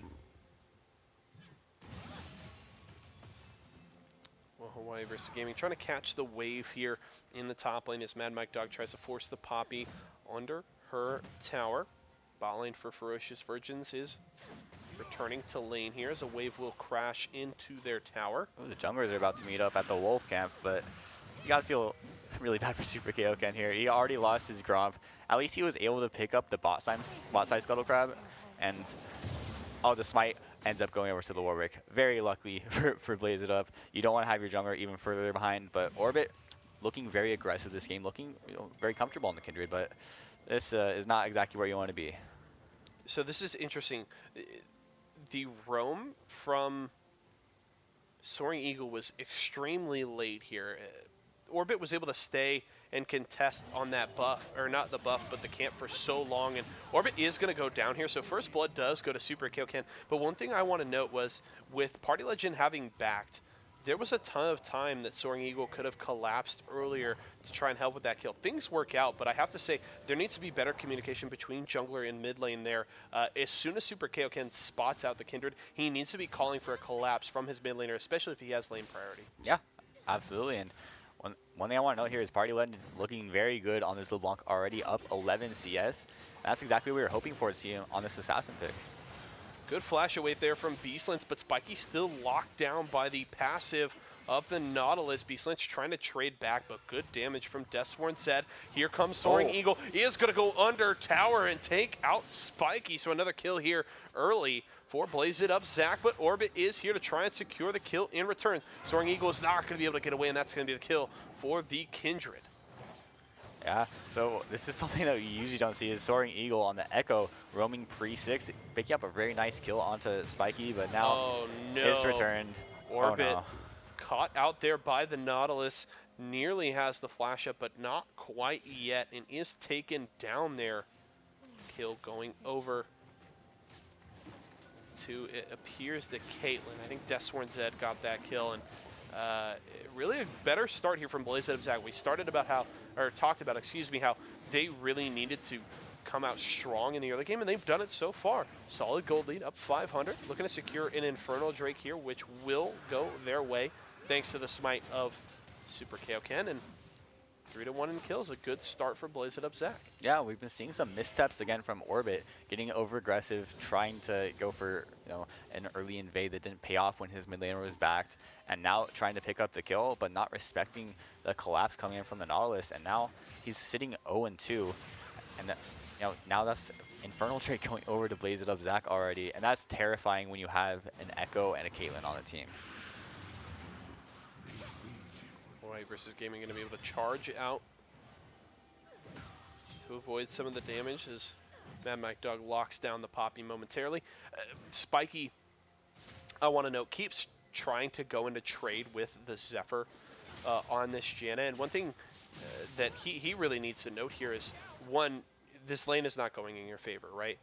The CS is even for the AD carries, which is a blessing for Ferocious Virgins, considering the aggression that they're dealing with from this Caitlyn Nautilus. But Spiky needs to realize that they are going to lose almost every trade in this lane because Randy Newman has been on point with his dredge lines, and there's just not enough of a health pool for the Janna. So really, he needs to be playing more reactively with his Zephyr. When there is aggression from the Caitlyn and Nautilus, use it to slow them down, use it to even up trades, but stepping forward aggressively and trying to trade with that short-range spell is just going to continue to punish the Janna here. Yeah, 100% agree. I think the only really opportunity he should go for that is if the dredge line is down, because here's a perfect example for it. Is going to land the tornado to get the knock up, and good damage there. Uses it now, but he steps right on a trap, forced the flash away there. Beastlands just got to be careful. He's very low on health. The disrespect there, the ignite may secure the kill of the Zephyr. Not enough to take down the Nautilus through the shield, and Beastlands goes down. The bot lane here for Ferocious Virgins that did such a good job, we have to say, in the first game of the series at absorbing pressure, are not doing it this time around. Yeah, this time we see Beastlands get a little too aggressive, get in melee range with Nautilus. He gets CC'd and gets taken down immediately, so big misstep from him coming in there. Spiky wants to step forward here to collapse on Super Kaioken. His Party Legend is nearby, is going to miss the chain there. That's huge. That will mean Super Kaioken will be able to get away, as there's no mana left here. The Zephyr from Spiky, and it's off screen, but Party Legend is able to grab the kill there. A nice little view of the Poro after the kill. He had to witness some horrors right there as the Warwick went down, but that's not too bad. It's still a pretty even game. It's only 4K gold, or 400 gold, 500 gold. Oh, 4K. This got out of hand really fast. 4K would not be a close game. So this game is still very even. We're seeing most of the lead for the side of Blaze It Up Zach is in this 80 carry role. Again, Deathsworn Zed looking incredibly comfortable on the Caitlyn, and I'm really liking the way Randy Newman has been playing the Nautilus. He's been landing good dredge lines on the Janna, trying to punish her when she goes aggressive with the Zephyr, like we were talking about. Now the push in mid lane as Party Legend has to Clear out the wave under his tower. Soaring Eagle is going to get donated the blue buff there by Super Kaioken. So that's going to feel pretty good there for the Echo, as he will have a pretty solid mana pool for the next couple of minutes here with that buff. Hawaii versus Gaming taking a trade here, but the ultimate is up for the Yorick. You do not want to fight into the Maiden there. It does so much damage, and Hawaii versus Gaming recognizes as soon as that one comes down that he has to back away. The Dredge line missing in mid lane. Good reaction there from Party Legend to get away. Oh. Hawaii versus Gaming There's taking a a lot of dive. damage here. They're going to go for the beautiful flash to avoid the infinite duress. The execute onto the Yorick. Super Kaioken's going to go down. One and out play from Hawaii versus Gaming. Oh my god, that flash was perfect. It's so difficult to time that. Goes during the, you saw the movement speed coming in from the Warwick on that ultimate. He flashes in that window. And he picked the lives. most difficult way to dodge it. Yeah. Right? Like, you don't flash to the side. He just tries to flash over the Warwick. That was beautiful. Yeah, it's like when you try to flash the Absolute and go over it, but Warwick is way faster than an Enchanted Crystal Arrow. And sadly, you know, Hawaii didn't get the auto onto Mad Mike Dog to get the double kill, but taking both of those in that play is just amazing. Ooh, nearly another cross-map arrow here from Beastlands. Party Legend locking down Soaring Eagle momentarily, but not quite soon enough to secure the arrow there. They're going to go aggressive here, but Randy Newman is here. Party Legend is pretty low. He's got to be careful. He's going to get ulted, but that's just the clone. That's tragic. You hate to see Big the set. ultimate go right onto the clone of the long. It's like when you ignite the clone. You never want to see it happen. It's going to be a feels bad for me, dog. Yeah, 100%. But at least, you know, following all this, the junglers are even in scores. Double Infernal looks like it for Blaze It Up. Zach Spiky here to try and contest a little bit, taking a lot of damage. Ooh, the Piltover Peacemaker nearly finishes that one off, but that is Double Infernal secured by Blaze It Up. Zach, they're up about 800 gold. Beastlands is in trouble, caught by the Dredge line. No ultimate for the Nautilus, but still able to force the flash out of Beastlands there. Without the Enchanted Crystal Arrow, can't self-peel and has to flash away from the Nautilus. Yeah, and I think it's really lucky for the side of Spiky that Deathsworn Dead does not have the mana to use Ace in the hole earlier, because that surely would have been a kill onto him. But man, Randy Newman's still landing so many Dredge lines. He's looking like Beastlance on Ash in the first game.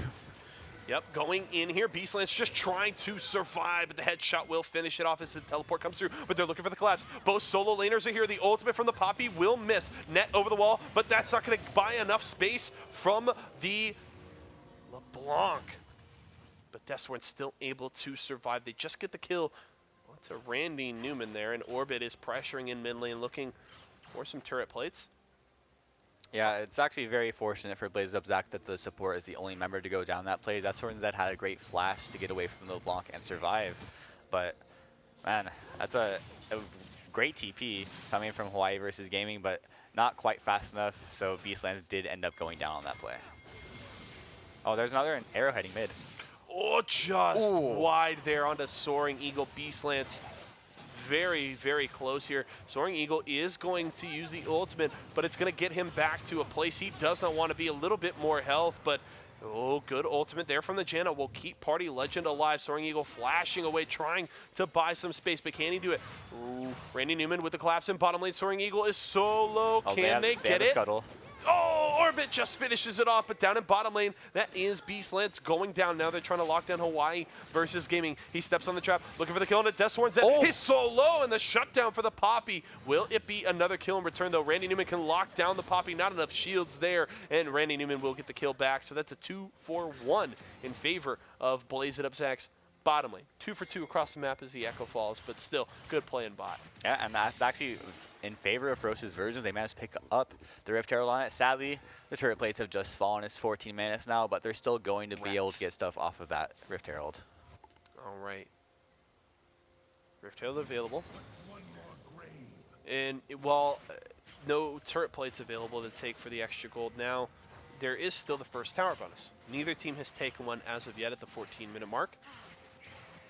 So that's certainly available. Not what we saw last game. We saw earlier tower takes. I mean, I believe at the 14-minute mark last game, we had at least 2 or 3 taken down. So a little bit of a slower game in terms of the objectives. But still, these teams getting after it. 13 kills in the first 15 minutes. And I would imagine that's only going to accelerate as we continue. 1,200 gold lead for Blaze It Up Zach. As we mentioned, they're down 1-0 in this series. It's a best of 3, so they need a win now to survive and advance. Yeah. And actually, we're seeing Party Legend look to go down right now. He's trying to go right towards Randy Newman. Randy Newman has no flash. To play aggressive. Oh. He doesn't have the flash, and the shutdown will go to Orbit. Here comes the arrow down the river. Will it land? It will. Oh. The stun onto Soaring Eagle. Here comes the chase. It's so long distance. It gets such a long stun duration. And the parallel convergence won't lock down Party Legend. Soaring Eagle's in trouble. The kill for the LeBlanc. And now the kill lead for Ferocious Virgins. Yeah, the kill lead and the gold lead now in favor of Ferocious Virgins. Much slower start to this game. It looks like Blaze It Up Zach kind of has a bit more of a grasp on how they want to play. They're playing a bit more as a team. And man, Hawaii versus Game is playing aggressive this game. I love it. That's the flash we were looking for at level 1, getting the charge into the wall to lock down Mad Mike Dog. The ultimate, not enough to take down the York, but still solid play top lane. Ultimate used bottom lane by Spiky. They're trying to take down Deathsworn Zed. The support is nowhere nearby. Beastlance isn't going to step on the trap this time. He's just going to step on the throat of Deathsworn Zed and grab that kill. Yeah, Beastland's still looking very comfortable on the Ashe. He's died more times this game than previously, but still looking very good. Infinite Duress will land this time for Super Kaoken. Gives him some sustain, but not quite enough. He will fall in the Lambs are spite there. Uh-oh, that's really bad for Orbit. Steps on the trap, but the Caitlyn is nowhere nearby, and Soaring Eagle not there soon enough to grab the kill. Orbit still having to run away. The Echo wants to chase. Party Legend buying some space and trying to dash away. Mad Mike Dog wants the kill. Isn't going to fall for the clones, but Ferocious Virgins escape without any casualties. Yeah, the last few plays have gone in their favor, even though they're down 2 Infernals, playing like they have a lead, and that's really exciting to see. This team is not afraid to go for these plays. And Soaring Eagle might have gone a bit too aggressive. Soaring Eagle might have wanted to be afraid. Beastland surviving under tower, despite the dive from the Echo. Forced to use heal.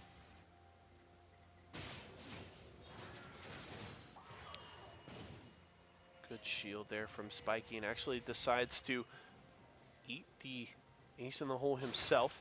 And that will mean that the bottom lane has to back away. So this will be a first turret for Blaze It Up Zach. First turret bonus did go to Ferocious Virgins, though, using that Rift Herald in mid lane to secure the tier 1 there. But tower count is evened up, and a 1,200 gold lead for Ferocious Virgins. Yeah, and I think it's kind of surprising in this game is that Soaring Eagle hasn't looked as good on the Echo as he did on the Cassiopeia from previously. So, yes, the Cassiopeia previously. I think that, you know, I expect him to do better with the Assassin pick, considering that's what we saw him play mostly last season, have, you know, varying levels of success on. So I would have liked to see him do a bit better, but there's if that the lands. Arrow, it does land. Onto the Nautilus. Randy Newman locked down for quite a while there. The Tornado lands too. Spiky going to take some damage here, but here comes a charge from Hawaii versus Gaming. And down goes Deathsworn Zed. The kill to Party Legend. Good dredge line, does catch the Poppy. But the tank isn't who you want to lock down there. Yeah, that was actually really clean from Party Legend, using the Flash and the Ignite to get onto Deathsworn Zed. Surprises him, he doesn't even get the chance to use his own summer spells, and that's just a quick 1-for-0 trade. They are going to be able to secure a tower here in bottom lane. And now we'll have to see where they want to go next. Looking to invade to steal the red buff, which is up. It's about to spawn here. So that would be a good steal. Mad Mike Dog trying to threaten that top lane tower. There is no one nearby. Drops tower aggro, and he will be able to secure a second tower there for Blaze It Up Zach. Yeah, this Yorick split push is starting to scale up a bit. He has gotten himself to Triforce, and you saw he has demolished. He's going to be taking turrets very fast, especially if he uses the Maiden of the Mist. So he has a lot of turret threat. He's going to need to draw pressure from across the map, because I don't think the Poppy's going to be able to stand up to it in lane. Yeah, this seems like a matchup where Hawaii versus Gaming obviously was playing more for the team fights in game 1, but was still able to hold his own in the 1v1. And Mad Mike Dog on this Yorick, it may just be too big for Hawaii versus Gaming to deal with. We'll have to see how that matchup plays out as this game continues.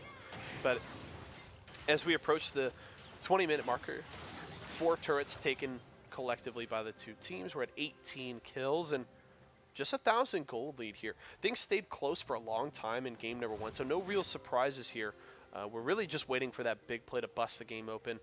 In game number 1, it was actually a fight at 20 minutes that really got things rolling and nearly got the first Baron for the side of Ferocious Virgins, which ended up turning into a fight at Drake, which got them the 3-0, and then the Baron eventually at about 25 minutes. So we're just waiting for that single play here, a big fight to swing the momentum in one of these teams' favors, because really this game is all but even at this point. Yeah, 100% agree. Even though the gold lead is slightly in favor of Ferocious Virgins, Blaze of Zac has the Infernal Drakes. They have the Ocean Drake at their hand. And that's going to give them the stat advantage on just, some big carries with the Caitlyn and the Echo. That's exactly who you want to have the Infernal Drake. Beastland's taking a lot of damage here and deleted by the combination of the Ace in the hole and the Echo aggression there. So now it's the 4v5 as the push comes through for Blaze of Zac in mid lane. Spiky trying to shield up the tower, but it's already so low, and that means that tier 1 will go down there, and they're looking possibly for more. Yeah, we've been seeing both these assassins try to look for picks pretty much continually. Party Legend trying to get jumps onto Deaththroned Zed, but Soaring Eagle, who strikes first, managed to get the catch onto the enemy AD carry, and now that's going to allow them to get pressure on this Baron. They have complete vision control over the area, and they're just going to start it up. They have 2 Infernal Drakes, and they're going to be able to start this without any knowledge of it happening from Ferocious Virgins. Ferocious Virgins have smelled, sniffed this play out. Able to force out the Lambs Respite there. Spiky nearly goes down. He's going to go to the pit, and he's actually going to take down Deathsworn Zed. Here comes the rest of the team. The Super KO Kent goes down, the double kill as the Kindred flashes back over the wall and goes down. It's a 2-4-2, make it a 3-for-2 in fact in favor of Blaze of Zac, but Ferocious Virgins has accomplished one objective, and that's stalling out the Baron and forcing Blaze of Zac off of the objective. Yeah, that looked like it was going to be a Baron going over to Blaze of Zac, but Ferocious Virgins, I thought Spiky was going to go down pretty much instantly, step beyond the trap, but a great Lamb's Respite keeps him alive, and then an incredible Enchanted Crystal Arrow allows them to get the quick kill onto Deathsworn Zed, but in the end, it's a trade that slightly favors Blazes of Zac. They managed to pick up a few kills on the backside of it since Orbit went very hard trying to get those kills, but in the end, both junglers end up going down. You don't see anyone try to push for the Baron, and now another Drake spawning. These teams are going to turn right back towards that. Ferocious Virgins will not want to give up another one of these. Already 3 in the pocket of Blaze of Zac. This could be very, very scary. The Drake is, in fact, the 3rd Infernal, so not only would this be a 4th Drake, but it would be the triple stacked Infernal here.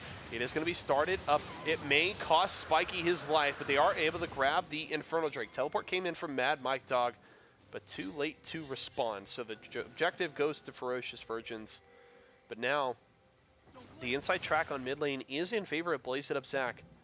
The defense will come from Beastlands and Party Legends, but he may not be able to defend here. Good dredge line, the parallel convergence, and that's going to be the 2 kills as down goes LeBlanc and Ash. 1 kill going over to the Echo. The tower as well for Blaze of Zac. They will trade a tower in top lane, which was taken down by Hawaii versus Gaming, but they do not care. They'll take an inhibitor tower as well as the middle inhibitor, possibly the ultimate charge up of Hawaii versus Gaming, and actually the kill to Orbit as Soaring Eagle goes down. They'll save the inhibitor for now.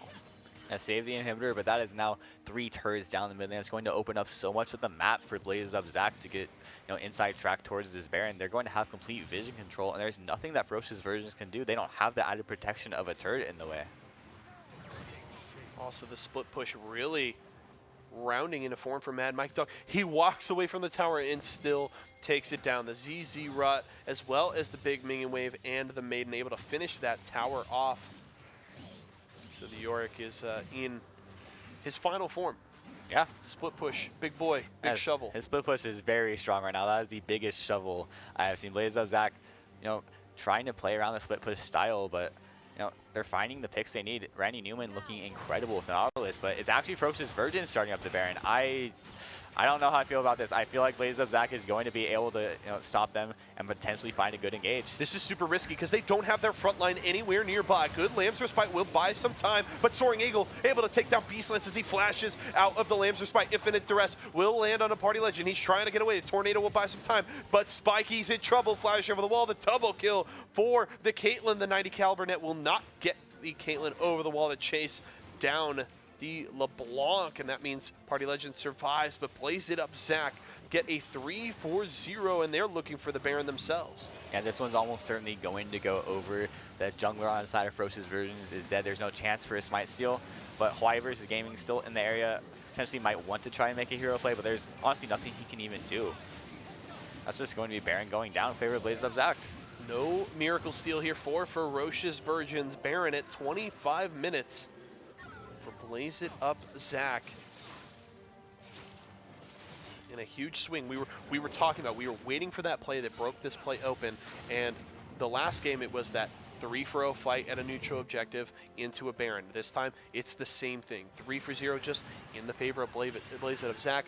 They get the Baron now, and they are in full control here, up about 6k gold. They've got the 3 Drakes in their favor, and now working with this Baron to try and takes down some objectives. But Beastlance is going to land the ult, and Hawaii versus Gaming is going to get the kill onto Mad Mike Dog. They're looking to collapse onto Death Sworn Zed. He's got the support of the Nautilus, but he's just going to net right into Beastlance here, not able to take down the Ashe. There's the charge over the wall. They're going to take down the Nautilus as well. And just like that, a fully Baroned up Blaze It Up Zach has now lost 3 of those buffs, and it's just Super KO Cannon Soaring Eagle able to buff up the minion waves. Yeah, they did not respect the catch potential that Ferocious Virgins had. There was the Enchanted Crystal arrow landed on a Mad Mike Dog. He instantly goes down, and Orbit and Hawaii versus Gaming in the correct spot manages to pick up the last kills in that fight. And we saw Deathsworn Zed even try to use Summoners aggressively to try and pick up kills, but fails to do so. And 0 members going out for Ferocious Virgins means they shut down this Baron buff very effectively. I don't know if Blaze Up Zach's going to be able to take up any turrets off of it.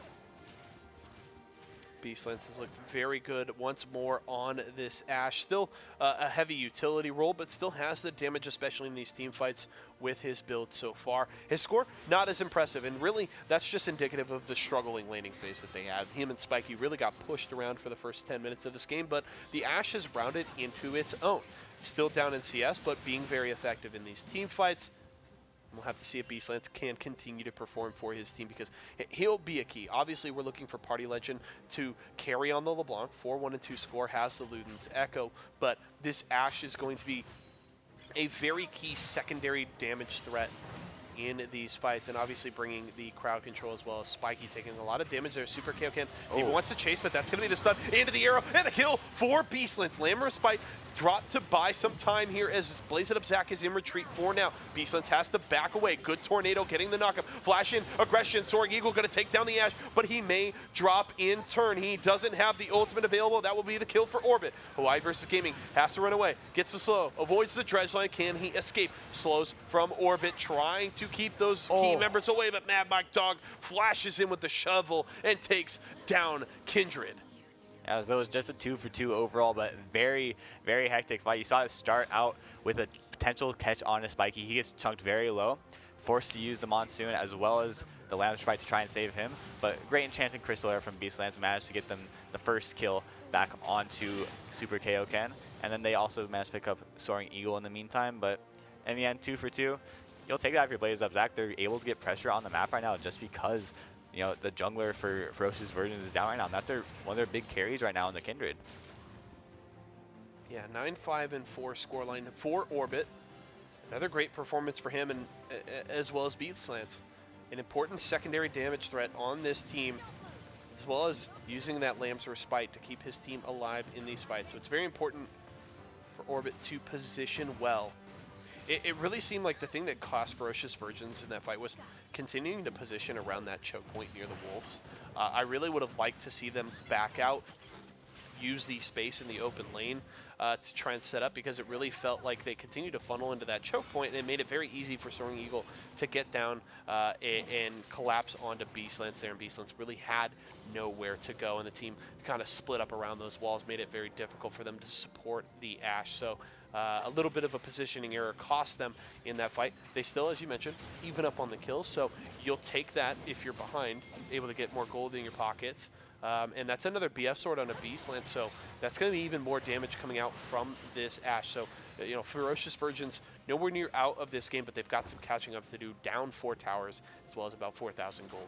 Catchy up going to be the name of the game here. The Party Legends just now picking up the Morellonomicon. That's a pretty big item for him to complete. It's going to mean that if there's no MR on the members of Blazes of Zac, they're going to be taking huge damage from this LeBlanc. But still, sitting only on 2 items and boots at 30 minutes into the game is not very good. He's at 136 CS, has not been able to pick up farm. It's been going towards the Poppy and the Kindred. I don't think you want the farm on the Poppy this game. The Kindred has the most farm in this game. Yeah. And is sitting on, I mean, granted, one of them's a jungle item, which is certainly always a cheaper item, but that's a 4-item Kindred. Like, he is very near. It appears with the stopwatch, maybe going for a Guardian's Angel could be a good pickup, as Orbit is going to do a lot of damage here. That's going to be the ultimate from Hawaii versus Gaming. Is actually going to miss, but that's the stopwatch onto Orbit, trying to buy some time. Has to kite away. The Poppy still surviving. Hawaii versus Gaming will actually get the trade kill in the 1v5. Still able to take down Randy versus Newman, but Beastlands goes down, so it's still the 2-for-1 trade in favor of Blaze It Up Zac, but that could have gone a lot worse. That definitely could have gone a lot worse, but now Baron's about to be spawning. They're going to take down this inhibitor almost for certain. And if they would like, they can just turn this into the end of the game here. But I think they're going to retreat towards that Baron, get the more secure end on this game, and just play it out a bit slower. But first, I actually really like that decision. Reset back, buy the items with the gold you just attained from that fight, from the turret, and use that to ensure your Baron even more. Yeah, typically you would like them to take advantage of the death timers that they were working with, ensure that Beastlands and Hawaii versus Gaming cannot respond immediately to the Baron take, but with these super minions pushing down top and mid lanes, it means Ferocious Virgin is on, wave duty here to try and keep those from pushing into their base, so more time for Blaze It Up Zac to get up here and try and set up for this Baron, but Ferocious Virgins wants to respond. Let's take note of some important cooldowns here. Teleports available for both top laners. Uh-oh, big trouble here, and that is huge. Orbit is caught, does not have the Lamb's Respite, and goes down there. The double kill, as well as Spiky falls to Soaring Eagle, and that is definitely another Baron here for Blaze It Up Zac. Yeah, it seems like Orbit has been getting caught out pretty frequently in this game, sitting at 6 deaths on the Kindred, and when you aren't able to use that Lamb's Respite effectively, like here it was down, he wasn't going to have the chance to use it, but he needs to have that if he wants to stay alive. That was a good effort. If honestly, that I like the attempt. stolen the Baron, I would have lost my mind. Yeah, that's like better than a Jinx ult stealing the Baron. I can't even imagine if the Enchanted Crystal Arrow got it. It does like 200 damage. That would have been insane, but it doesn't, so it doesn't matter. Another good arrow there, but pretty free when you're ulting into the Baron pit.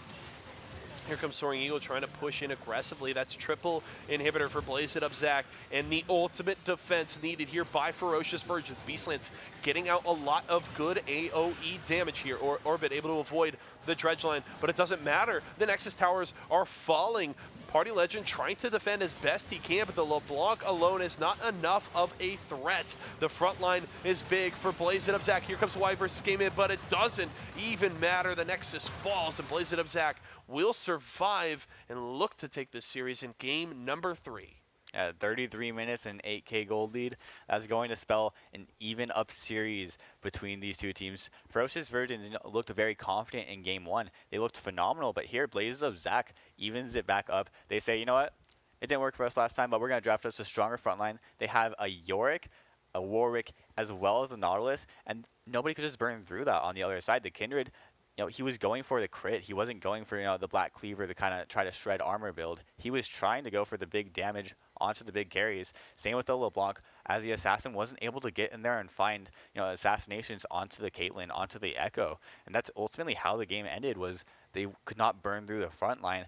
And it was just really clean from Blaze It Up, playing very well around their objectives, understanding, their win condition in this game, which was, we have a better team fight, we can win that, turn that into objectives, and ultimately get the win out of it. Yep, and the shift in comp really allowing Deathsworn Zed to really shine in this one. We were looking at a great Caitlyn performance in game 1 that just wasn't enough for Blaze It Up Zach to get that victory, but now with the frontline shift, changing up the composition, really allowed to shine here. And we did see Soaring Eagle come into his own a little bit later in the game on the Echo, getting some good picks there and assassinations to finish that off. So a good performance, and they'll look to take it as we head to Game 3. Both of these teams battling to move on to the Central Grand Final in week number 1. Don't go anywhere, folks. We're going to go to a short break, but when we come back, the final game in this series.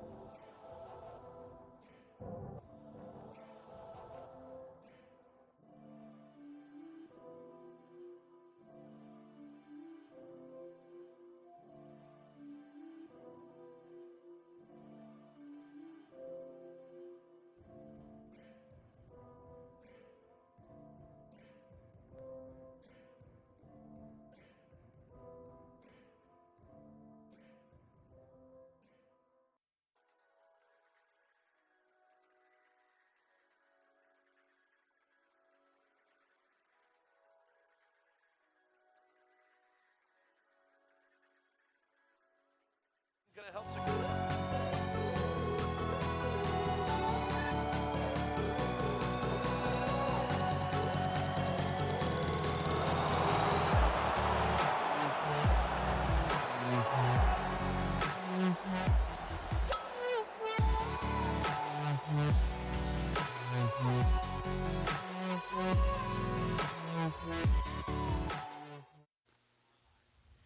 All right, ladies and gentlemen, welcome back. Thanks for sticking with us as we continue on with the action in the Central region for Late Night League Season 1 as we kick off season number 3 of our weekly leagues here at Esports Arena. My name is Yeso. I'm joined by my good friend Seal, and we are ready to close things out in the Losers Bracket Final. Big response from Blaze It Up Zach against Ferocious Virgins, and now we're tied at 1 going into game number 3. Yeah, great adaptation we saw from Blazed Up. Zach picked a bit of a tankier team composition, allowed their carries to really shine. We saw Deathsworns that looked incredible on the Caitlyn in this game, as well as that Echo pick really looking very good for Soaring Eagle. So I'm really excited to see if they can kind of pull something similar towards game 3. But again, Ferocious Virgins definitely looking to come back, take back kind of more of the play style that they had in the first game. They want to get the bot lane in a better spot because this game, it was just complete dominance from the Caitlyn. And I think maybe deny that Nautilus pick, but being back on blue side, they could just first pick it again if it gets through the draft. Yeah, it'll be interesting. I feel like that Nautilus has been a huge priority pick in this series and has been a huge power point for both of these teams. So it'll be interesting to see with Ferocious Virgins moving back over to the blue side if they're even able to first pick it, because I think if it's available, they certainly will. But if I'm Blaze It Up Zach here, I'm probably looking to ban that one away. So it'll be interesting to see if they do that. Love the music there, folks. And we're getting into Champion Select here for game number 3. As we mentioned, back over to the blue side is going to be Ferocious Virgins. We'll switch up that graphic for you in a moment. Apologies for that. And the bans staying the same so far. Anivia hasn't been available in this series as of yet, and neither has the Callista. So yeah, heading into this game 3, so far the bans are looking the same as we saw in the first 2 games. The Nivea and Callista being taken off the table. Tom Kench again being denied as from Mad Mike Dog. So looking to see if they're going to adapt the ban phase yet again heading into this game 3. But I'd imagine the Blaze Up Zach's going to continue with the same bans. I wouldn't be surprised if they ban the Ari as the last one. Okay, I want Caitlyn. There we go. Smart. I really like that Caitlyn ban because Deathswords Zen has been hands down the best player for Blaze It Up Zach in this series, has been a consistent performer for them, and I think forcing him just onto a new champion. Play something else, show us what else you have, and it probably gives them a better laning phase here, honestly.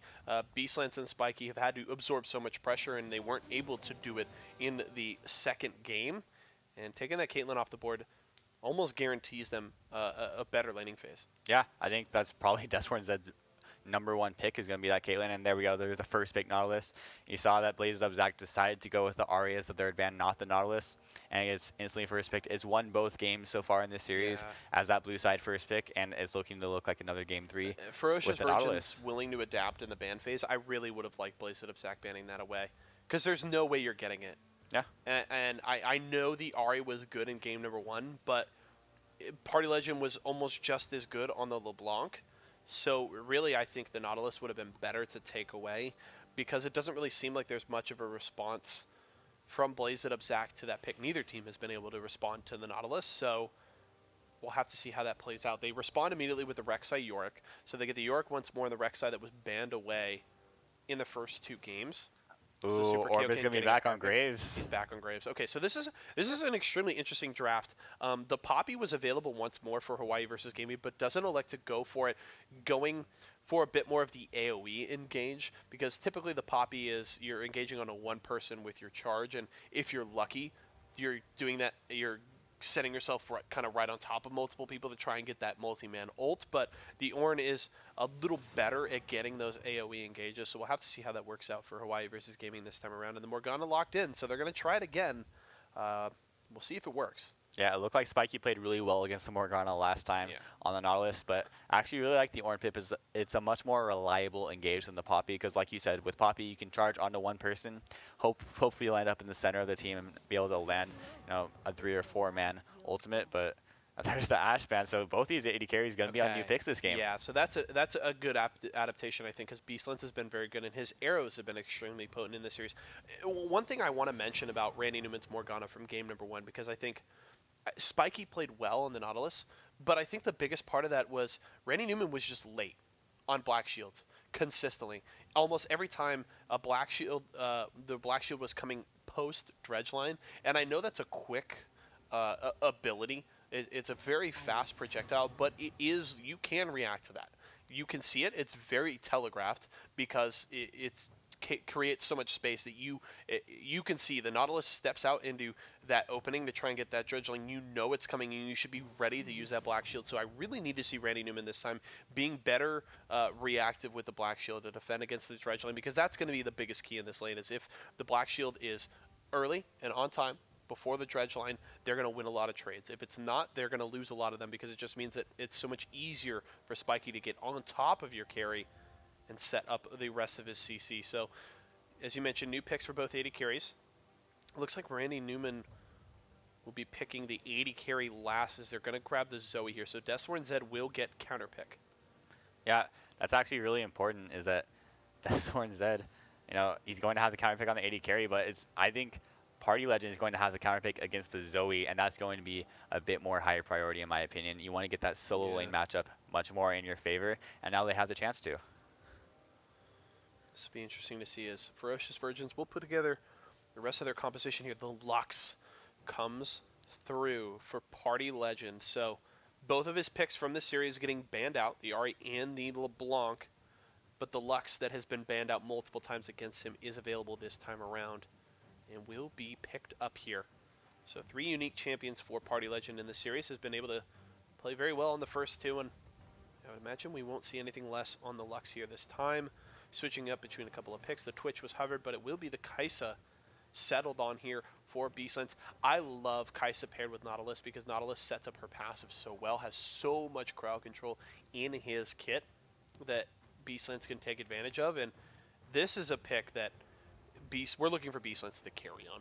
He was a very utility, playing on the utility Ashe the last 2 games, and wasn't really carrying, putting out solid DPS, but wasn't really a focal point of the composition. But now on this Kaisa, Beastlands is in a position where we're going to need to see a big game from him. Yeah, I think he'll be able to do it, because Kaisa has so much access to the backline because of Ornn and Nautilus in this game. Their engage is so reliable and can set her up to use that killer instinct to dive into the backline with the rest of the team. So I love that pairing right there. I think it's going to do very well. And I have to admit, I'm not a big fan of the Lucian pick here against the Nautilus. It's very, very scary. You have to be playing in that close range, very up in their face. And against a Graves Nautilus, you're going to be playing with fire in this game, honestly, as a Lucian. So I would have much rather seen a safer pick like a Sivir, for example, having that spell shield to be able to absorb some of the pressure, be able to use it to avoid a dredge line, because we were talking about how the black shields were a bit late before. Now, he's not going to have that option. He has to be able to use that Relentless Pursuit to dodge out on these dredge lines, or just hope that the Morgana timing is a bit better this game, because otherwise that Lucian's going to be extremely vulnerable. And that is the one change here for Deathsworn Zed, is now he has his own ability, his own mobility to try and avoid these skill shots. So that is going to be very important. It's really going to be on Deathsworn Zed to try and, as you mentioned, use the Relentless Pursuit to avoid the dredge line, buy some space, but the range thing is an issue, because the Nautilus wants to be on top of you, and with that shorter range carry, it's going to be a lot easier. He's going to be in range of the ultimate a lot more often from the Nautilus now, so it could be very scary for the solution. Now, this is something that is going to spike earlier in the game, more early to mid-game focused, and that could be something where they try to play around the power spike of the Lucian here, as well as the Zoe, who becomes very powerful. Obviously scales fairly well, but is very, very powerful once you hit level 6. So we'll have to see if they can play around these early spiking carries and really push that to a victory, because these games haven't gone very long. I mean, the longest one was game 2 at about 33 minutes that Blaze It Up Zach did win, but both of these teams are playing at a very quick pace, and we'll have to see which team that can pay off for here in game 3, who moves on to the grand final to face Indeed. Mm-hmm. And one thing we actually didn't talk about, I think, in this draft enough was the counter pick that we saw in the mid lane, the Lux into the Zoe, that's such a great counter pick. I'm really excited to see how Party Legend performs on it, because if Zoe ever used that portal jump to try and reposition to try and get a potential sleepy trouble bubble, Lux can instantly respond with a light binding and guarantee it lands. So I'm really expecting him to be able to prioritize that on the matchup, be able to take advantage of that little win condition that the Zoe has, or that the Lux has against the Zoe in that matchup, and perhaps be able to punish it. Should be interesting to watch there. As we mentioned earlier, Party Legend has been a big performer for his team in this series. Has performed very well. Was a huge carry in game number 1, and was one of the bright spots, I should say, in game number 2. Despite their loss, had a very good score there on the LeBlanc, and continuing to be forced on a different picks, but.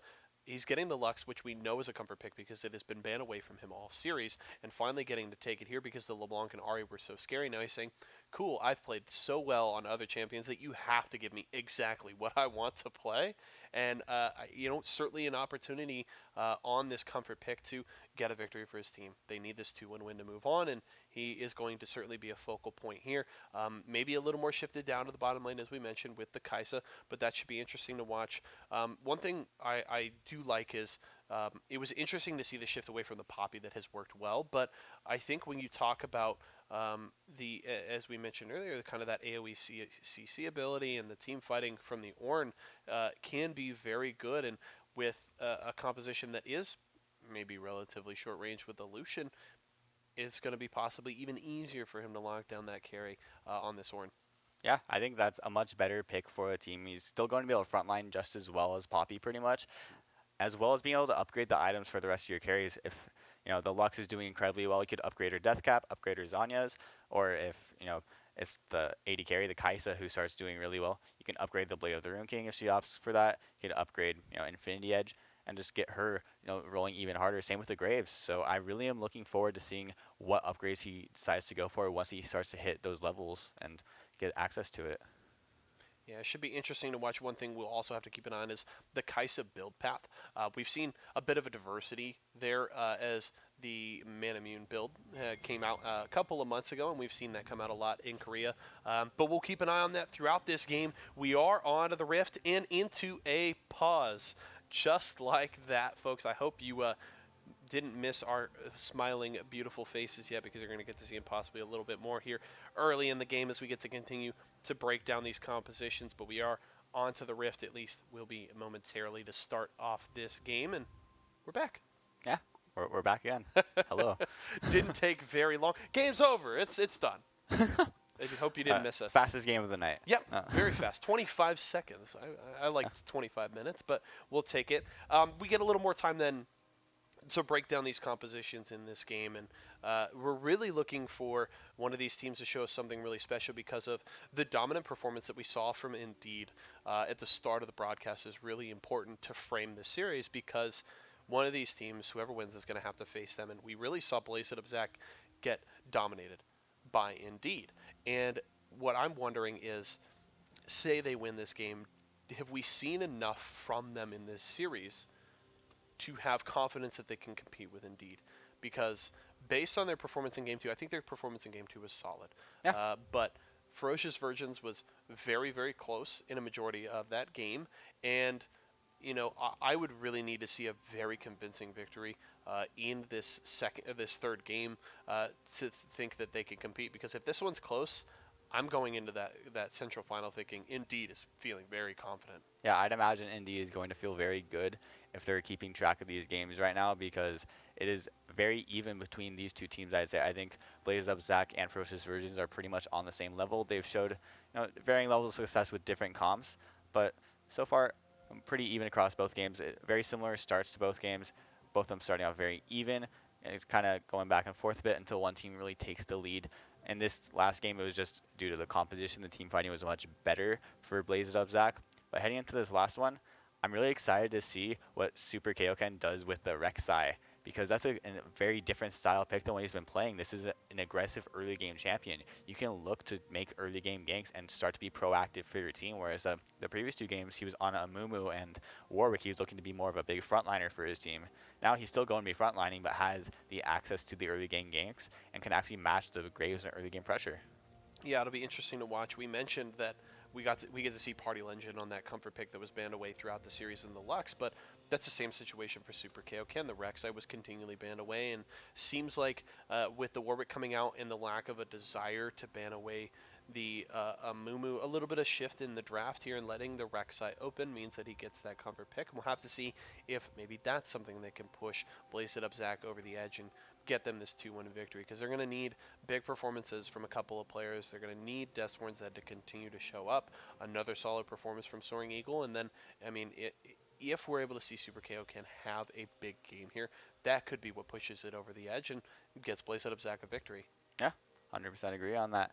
But I think it's going to be really on Spiky on this Nautilus to try and stop the Rek'Sai from being able to get access to the backline, because if you can lock her down before she can get someone low, she's not going to be able to get the execute on the Void Rush, and she's going to be essentially useless at that point. So I think Spiky's going to have a big role in this game, being the biggest frontline for his team along with the Ornn in the top lane. Hawaii versus Gaming has already shown that he's an incredible frontliner with the Poppy. I'm sure he'll be able to do just the same thing with the Nautilus, or with the Ornn rather. Yeah, the Nautilus with 100% presence in the series. We'll have to see if it comes out with the 100% win rate. It is looking very good so far. Has not only, you know, it's not like it was just a pick in the composition that happened to win both times. It was actually a very key piece of both of these first two games. So we'll have to see if once more the Nautilus can be huge here for the side of Ferocious Virgins. But we are on to the Rift, ladies and gentlemen. Thanks for sticking with us through that pause. Apologies for the delay, but it doesn't matter anymore. We are on to the Rift, and an aggressive invade possibly here from Ferocious Virgin. A good ward at level 1 from Blaze It Up Zach will spot it out. And that means Ferocious Virgins will back away and head back to clear their camps. Okay, Blaze It Up Zach, are they trying to take a page out of Ferocious Virgin's book? Because remember, if we go back to last game, the aggressive invade from Orbit and Hawaii versus Gaming nearly secured them a kill on Super Kaioken at level 1 when he went to his blue buff. Oh, they have back to they're win. Gonna find him here. They're going to do it on the red buff here. Super Kaioken is going to get knocked up. The CC forced the flash over the wall. Another great level 1 invade from Ferocious Virgins. Cost the jungler a summoner spell here. Another great start. And they're going to look to steal away possibly 3 buff. This is interesting. Super Kaioken has stayed in the area and possibly looking for a smite steal. The patience is actually running down here. Is this camp going to reset? This is super risky. Orbit, okay, he's going to be able to smite it away, and Super Kaioken is zoned away by the Ornn. So that ends up working out for Ferocious Virgins, but certainly risky there. And Super Kaioken is going to be so far behind now. Yeah, it's very similar to the start of last game where we saw Orbit look for an early engage, or look for an early invade, and potentially 3 buff again. But I'm surprised the Blaze Up Zach didn't try to adapt after seeing that happen in the previous game. They didn't get a ward down, you know, in a defensive position. They got one out aggressively towards Ferocious Virgin's blue side on their blue buff, but didn't actually get one that would spot out a potential invade. And I think considering the way Orbit has been playing this entire series, you have to be ready for that invade from him. Able to sneak into that brush near the red buff. Helps them secure the buff steal. And now we'll see if Orbit does what he did last game and goes straight to the 3rd buff here. We may see Super Kaioken try to go for the vertical path here and maybe get 2 buffs. Orbit's taking his time. We'll have to see. He may not be concerned. He may think that Super Kaioken will just go and clear his own camps and not go for the buff, thinking that Orbit will go straight there. He's just looking to clear his jungle. We'll have to see how this goes. He is clearing his wolves now. And so far, Party Legend has been looking very comfortable on Lux. He's already landed 2 light bindings, and that's even before Zoe has used the portal jump. She doesn't have access to it yet. So as soon as that level 6 comes in, Soaring Eagle's got to be very wary of trying to use that portal jump, considering just how eager Party Legend has been throwing out these light bindings. He's looking very comfortable on the Lux, and you can see why he was banned away from him in the previous games. Orbit getting into the mid lane with double buffs. Light binding will not land for Party Legend. And interesting, with the information Super Kaioken is working with, sees Orbit come from the top side of mid lane and recognizes that he hasn't taken the red buff yet. So interesting that he gets such a slow start in the jungle. He gets his red buff stolen away, but won't get 3 buff here. Spiky's in trouble. That's going to be first blood. It's going to nearly trade back. Yes, it will. Spiky with the ignite tick will take down Deathsworn Zed. So 80 carry for support traded there. 2 summoner spells for 3 in favor of Ferocious Virgins. An interesting fight there in the bot lane. Yeah, I think on that one, I'm surprised you didn't see heal come out before the ignite, but turn ended up going even for both sides. Party Legend forced the flash away there from Soaring Eagle, and Soaring Eagle actually takes a tower shot there. Grabbing minion aggro for a moment was very scary for the Zoe, but does survive. Yeah, I don't know if Drake taking the turret shot there is worth it to just pick up the flash, but it would have been if that kill came in through right there. Oh, Orbit's gonna get the slow, but knocked up. Good job by Super Kaioken to keep his mid laner alive there. That was very scary as Orbit came in aggressively, looking for the kill onto Soaring Eagle, but won't get it. Yeah, Orbit, would have likely gotten that kill had Super Kaioken not knocked him up with Burrow, but very clean play coming from the Rek'Sai. You can see why this was banned away from him as well. You're seeing more of these players on their comfort picks, and you could tell exactly what they want to do with them. They're looking incredible, with their skill shots for Party Legend, with the knockups coming in for Super Kaioken. I'm really excited to see what they do as the game goes forward, because this is without even access to all their abilities just yet. Very interesting start to this game as midline seems to be perched on a knife's edge so far. Hawaii versus Gaming going in for a solid trade into Mad Mike Dog, but the ghouls, so much damage, they're forcing him to flash away. And Super Kaioken going very low on health multiple times in this clear. Does get a little bit of sustain when he burrows. Randy Newman, you're going to be in big trouble here when this dredge line lands. He's got the black shield, but that's still going to pull Spiky in range. Orbit trying to get the damage out, uses the Q. Deathsworn Zed taking a lot of damage as well. That's fully stacked passive there for Beastlance. Oh, man. Very, very close in bottom lane there as Deathsworn Zed nearly goes down. Yeah, but side of Blaze Up Zach, their bot lane survives the gank. Doesn't have to blow any sums there, but Deathsworn Zed has to be careful. He doesn't have the flash or the heal right now. And Spiky has his flash, so Beastlance still has his flash, so they can look to play aggressive and get a kill onto him should he overstep. The margins are thin early in this game. Mad Mike Dog pushing in Bjorn so far in mid lane. Neon Burrow actually misses, doesn't get the knock up there onto Party Legend. Good light binding, actually catches both enemies there as Hawaii versus Gaming gets a solo kill in top lane off screen as Beastlance is backing away in the bottom lane. Orbit and Spiky onto this Mountain Drake, but here comes Super Kaioken and the collapse from the bottom lane. This is actually very, very bad. Spiky's going to go down to Deathsworn Zed. Orbit getting collapsed on in the pit is taken down by Super Kaioken. Beastlance way too late in the response, as well as Party Legend. He's going to try and steal away the Drake here. The ultimate, not enough. Almost. Wow. Drake secured by Blaze It Up Zach, but a good collapse there, and just a misplay by Ferocious Virgins there, not respecting the roams from mid and bot lane, and that means 2 kills for Blaze It Up Zach. Beastlance trying to get some damage on the Deathsworn Zed. Yeah, that was a great punish coming in from Super Kaioken and Soaring Eagle, getting themselves 2 kills in that, but you have to question why were Spiky and Orbit there when they didn't have priority in the mid lane, because that allowed the Zoe and the Rek'Sai to get there and collapse onto them. And they had no chance of getting out of there alive because Party Legend wasn't in position. Beastlance wasn't in position. I mean, they didn't have priority in either of their adjacent lanes. Yeah.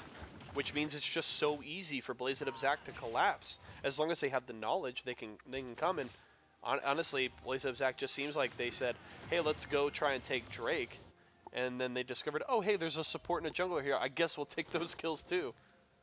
Yeah, and you saw Orbit even try to smite the Drake early for some HP before the Rek'Sai got on top of him, but didn't even matter. He still ended up going down, and that's Mountain Drake in favor of Blaze It Up Zach. Top lane, Hawaii versus Gaming backing away as he spots out Super Kaioken coming up to the top side. This one looking very good in the laning phase, essentially even in CS, and actually doing quite a bit of work on Mad Mike Dog's health bar. Super Kaioken has to juke out from the Ornn. Is going to be slowed down a bit, but Mad Mike Dog drops the maiden He's trying to get some damage onto Orbit. Orbit has to back away, but here comes Party Legend, just missing the light binding there. The Orin ultimate just now coming off cooldown. If he had access to that earlier, that likely would have been Mad Mike Dog at least having to blow his flash, if not dying there.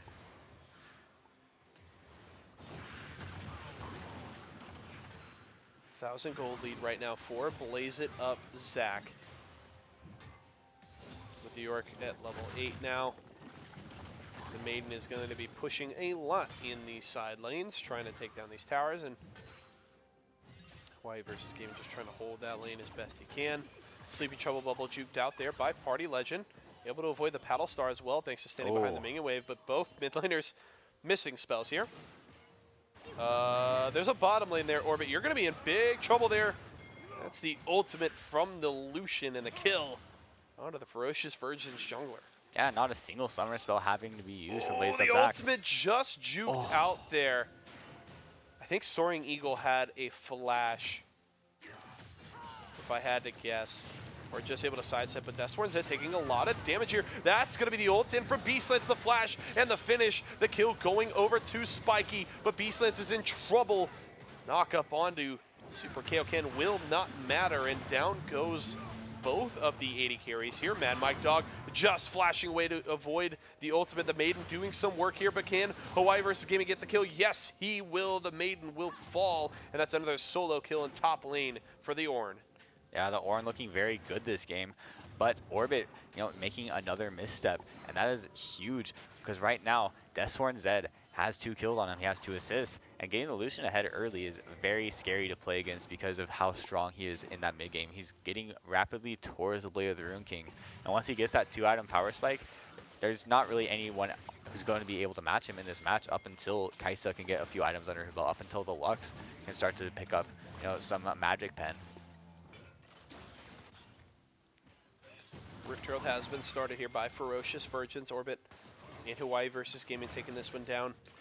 Blaze It Up Zach none the wiser at this point to this objective take, and that will be easily secured by Orbit. Yeah, they were able to, just off of how well Hawaii versus Gaming has done this top lane matchup, it allows them to pick up this Rift Herald without any contest. And oh, beautiful bait Wow. here on a Mad Mike Dog. Thinks he's chasing down a Lonely Graves, but instead runs right into the waiting arms of Party Legend. That's the flash in and the kill for Hawaii versus Gaming as the Ornn continues to dominate. That's going to be a sleepy Party Legend, and he's going to go down to Randy Newman is looking to chase his Blaze It Up Zach. Hawaii versus Gaming trying to get away from the Rek'Sai. That's going to be the ultimate there. Hawaii versus Gaming, can he survive? He'll charge away, but not enough as Super Kaioken will grab the kill, and that's a 1,500 gold lead for Blaze It Up Zach. yeah, I think Ferocious Virgins did not expect Randy Newman to also be there, but that is what ended up turning the fight in their favor because remember, that started off with the kill onto Mad Mike Dog, but Hawaii versus Gaming and Party Legend both going down, but it's hard to survive a turret dive. Spiky. Oh, that's got to be like no. single-digit HP. Oh my God, That was he lived. so little health there.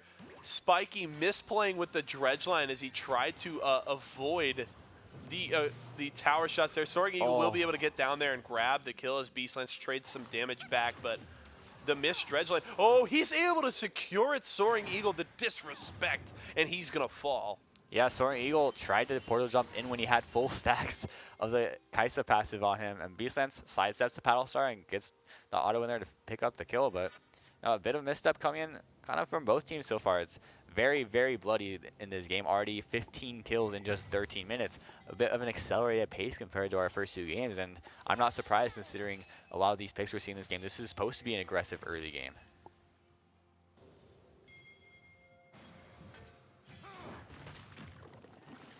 Taking stock of this game so far, 1,000 gold lead for Blaze It Up Zach is closed up a little bit thanks to some solid counter punches by Ferocious Virgins.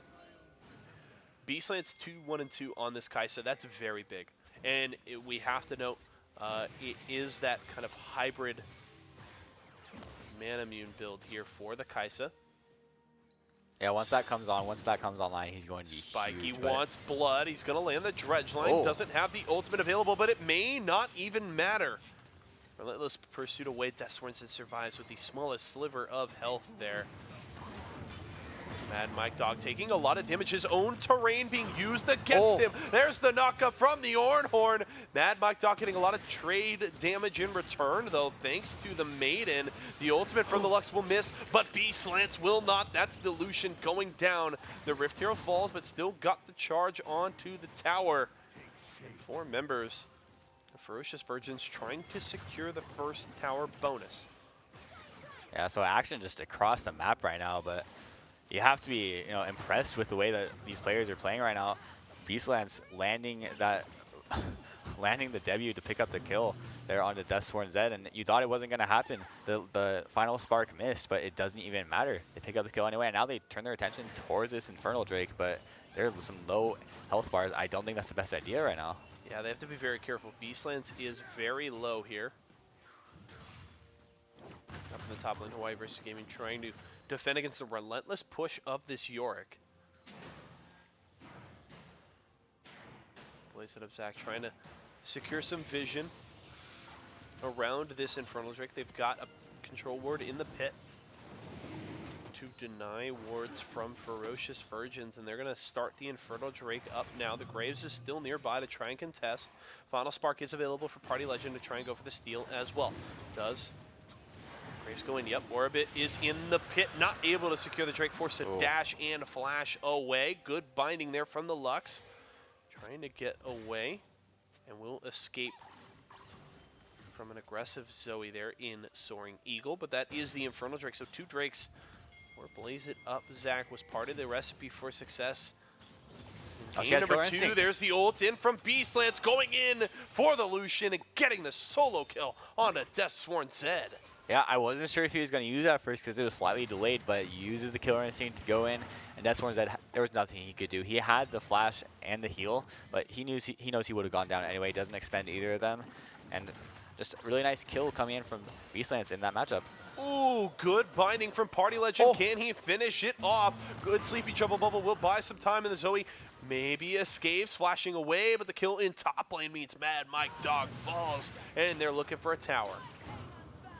Ultimate in bottom lane as Randy Newman's going to go in aggressively. That's the kill onto the Kaisa as Beastlands cannot escape. Will Spiky be able to do so? Doesn't appear so as the binding will land. Super KO King gets the knockup. There's the Void Rush. The finish, possibly the slow from Spiky. It's the Prey Seeker that finishes off. Yeah. I guess the Nautilus, that's not something you expect to see very often, but very heads-up play from them coming in, being able to take advantage of Spiky trying to overextend, get another kill coming in, and now it's evened up 10 kills to 10 kills, just a 600 gold difference between these 2 teams right now. And it's kind of similar to what we saw in the previous games where it's even up until that 17-minute mark right now. I'm expecting it to be another big play around 20 minutes that blows the game wide open, but these teams, I don't know which way it's going to go just yet. Soaring Eagle taking a lot of poke from this Lux, this Party Legend. While the scoreline may not be as impressive as his last 2 games, is controlling this mid lane very well, keeping the Zoe in check. Soaring Eagle has really not been able to roam successfully around the map almost at all in the first 18 minutes of this game.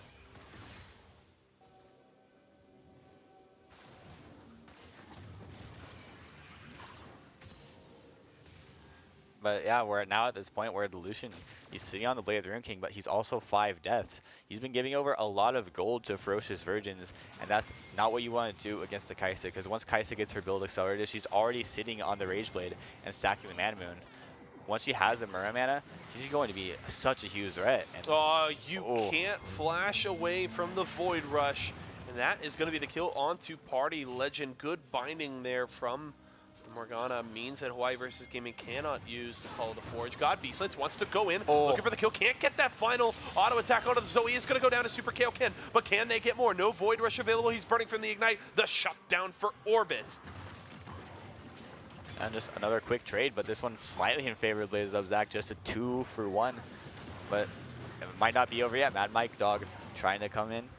Doesn't really get anything out of it, but man, this is just pure aggression coming from both these teams. They're not afraid to make plays. They're not afraid to go for these kind of like low chance plays. You'll hear a lot of people talk about, 50-50 plays or 70-30 plays. These are definitely 50-50 plays where they can just go either way.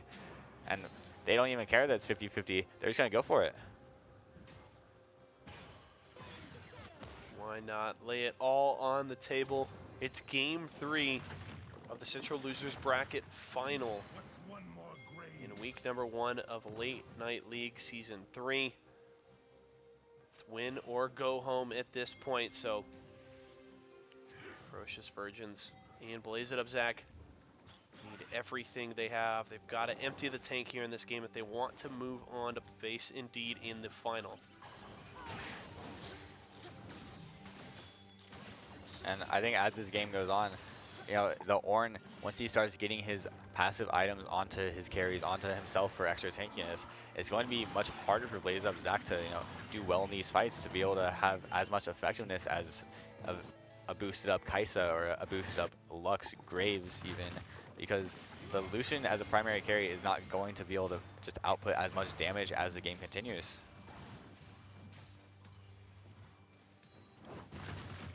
To see how things work out in Hawaii versus Game, trying to clear these waves topside. Beastlance and Party Legend getting collapsed on. The barrier will keep Party Legends alive as well as the shield, and that will be the kill into Super KO Ken, but they do trade back as Beastlance does fall, so it's a 1-for-1. Spiky getting burst down, nearly following Deathsworn. Zed wants to go in for the kill. He's going to get knocked up by the ultimate. The Zoe flashing under tower. He is going to get the kill, though. The ult and the Q from Orbit, and the final spark finishes the kill. That's 2 traded back for Ferocious Virgins.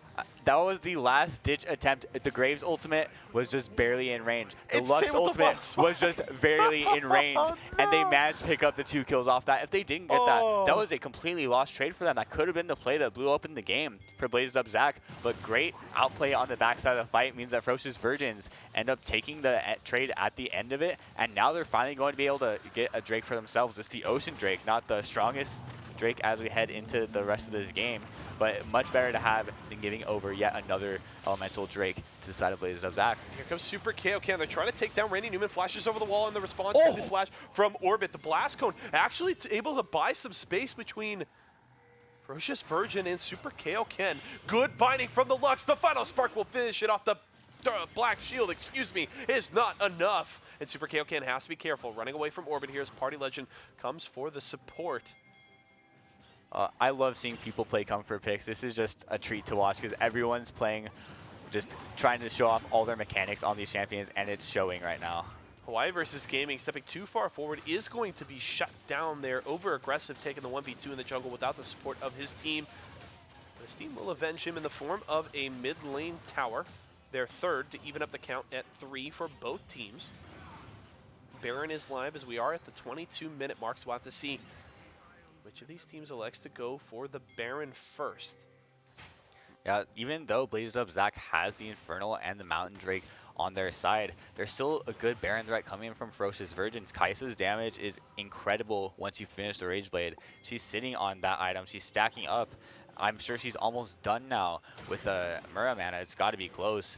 And once she gets that, her damage is going to be massive, and Baron's going to just melt under that Kaisa damage. We'll have to see how things work out around this Baron for these two teams. The one thing to note here is Ferocious Virgins actually still have their mid lane tier 1 tower, which is huge if you're thinking about playing towards Baron, because having your tier 1 compared to no tower there for Blaze It Up Zach just means you're going to have a lot more control of the center of the map if you're looking to play for the Baron. They put Hawaii versus Gaming down in the bot lane to try and get that lane pushing. He has the teleport so he can join his team when he chooses. We'll have to see what the play here is for Ferocious Virgins. Red buff going to be picked up by Beastlance. Spiky possibly looking for a dredge line. The Nautilus still very squishy at this point of game. Approaching 2k health.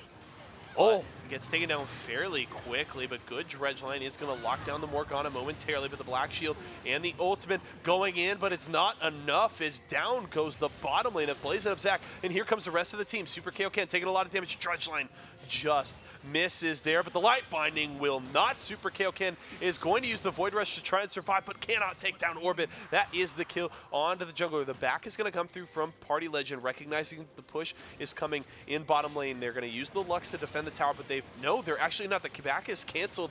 They're going to use Hawaii versus Gaming because he has a teleport, and 4 members are onto the Baron. They're burning it down fairly quickly. Good light binding, the final spark. There's the kill, the shutdown for Party Legend. Good coordination takes out the Zoe, and it's going to mean a Baron at 24 minutes for Ferocious Virgins. Yeah, it's always terrifying trying to take Baron against a Zoe, even if you have HP, just because of that looming threat of a Sleepy Trouble bubble into a Paddle Star. But great light binding means that Zoe doesn't get the chance to take anyone down.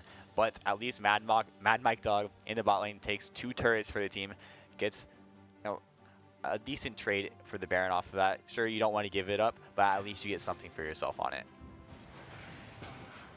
One thing to take note of, Infernal Drake up in just over a minute. Blaze It Up Zach would have double stacked Inferno if they were able to secure. Ferocious Virgins is not going to want to allow that. They're going to want to ensure that they get that Infernal Drake on their side. And with Baron buff, they have the opportunity to push those waves and set up for the Drake. We'll have to see if they can do so. Party Legend going to get locked down here, but that's a lot of damage. Orbit just able to delete the Morgana as Randy Newman falls. Now it's the 4v5 defense for Blaze It Up Zach.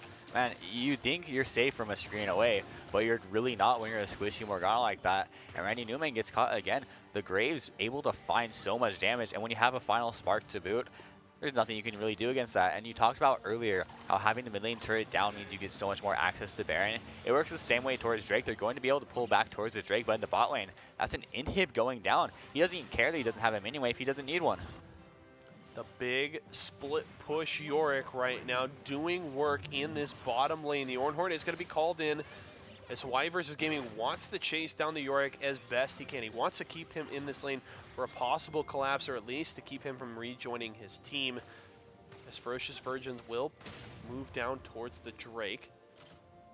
And we're now nearing the point in the game, though, where Ornn has reached some of his item upgrades. He's upgraded his own Sunfire Cape, his Iceborne Gauntlet, as well as Party Legends Luden's Echo. So that's a lot of extra damage coming through from the Lux, a lot of extra tankiness coming through from the Ornn. Oh, they're looking to collapse onto the Yorick. There's the ultimate, the killer instinct from Beastlance. The final spark will miss as the flash away from Mad Mike Dog will keep him alive. But they're more than happy to trade ultimates for flash in that situation. And I actually really like this decision from Ferocious Virgins to target the bot lane. This is where they lost their own inhibitor, and now that they have the Baron up minions, and they have a Kaisa, she's one of the best AD carries at taking down super minions. They don't even have to worry about the potential of a super minion wave targeting down towards their Nexus turrets. They're just going to take their own inhibitor. Yeah, they'll say, we see your super minions, and we'll raise you super minions and Baroned up waves. Inhibitor tower will fall. Goodbye, Maiden of the Mist. Ornn will avoid. Oh, sleep, but Party Legend able to delete Mad Mike Dog there. The final spark does not miss that time. Beastlance goes in aggressive and takes down Deathsworn's head. Here comes Ferocious Virgins. They want to take this game. Zoe able to pop the Kaisa, but that kill is not going to be enough. That's going to be 2 more falling, and Ferocious Virgins, the Nautilus, stays undefeated in this series. They're going to take the win, and they will move on to the Central Region Grand Finals in week number 1 of Late Night League. Yeah, we were talking about when's this game going to open wide up, and it was around that Baron again. These neutral objectives have been the bane of this series, where it's been where we've seen every single deciding fight. And yet again, this last game, as soon as they get the Baron, they just turn it around for the entire game. And they end when you thought they didn't even have a chance to. They lost their bot lane inhibitor, turned that into 2 turrets, an inhibitor, and then just the Nexus at the end. And that's just an insane ability to accelerate the pace of the game coming in from Ferocious Virgins. And now they're going to be up in the grand finals of the Central Region against Indeed. Yeah, it's interesting that we were talking about, okay, they lost their inhib bot, but hey, they can just take inhib bot lane and, then they could just match super minions and everything's fine. And they went, yeah, we're just going to take your Nexus too, if that's okay. We don't even want to worry about your super minions anymore. And they just take the game. So we were talking earlier about wanting to see more from both of these teams because we know who they need to match up against. And Indeed is a very strong team with a lot of very experienced players, specifically in Late Night League. They know what they're going up against in this final. So I have to say, things looked a little shakier between the 10 and 15 minute mark for Ferocious Virgins, but with the way they were able to accelerate the pace of the game, as you talked about, I have confidence now that if they can get a lead against Indeed, it's not going to be easy, but if they can get a lead against Indeed, I am confident that they can push them through to victories because they have seemed to very much understand here are our win conditions, and if we have the opportunity to play to those conditions, we know exactly how to execute on it, and we're going to end the game at the first opportunity. So I think this is setting up for a great final in the Central. Yeah, I think if they can get some priority picks for themselves, we've seen how important the Nautilus was to them, as well as just how good their players looked in this last game. Hawaii versus looked incredible on the Ornn. We saw, Party Legend looked amazing with the Lux, and Orbit back again on the Marksman Jungler. You gotta say, if they can get some of these picks again in the final against Indeed, that might look really good for them heading into that series. It'll be interesting. If I'm Indeed, I'm banning Graves and Nautilus, but we'll see how it works out. We will be back in just a few. Stick with us, folks. We're going to a short break, but we'll have more Week 1 action for Late Night League in just a few.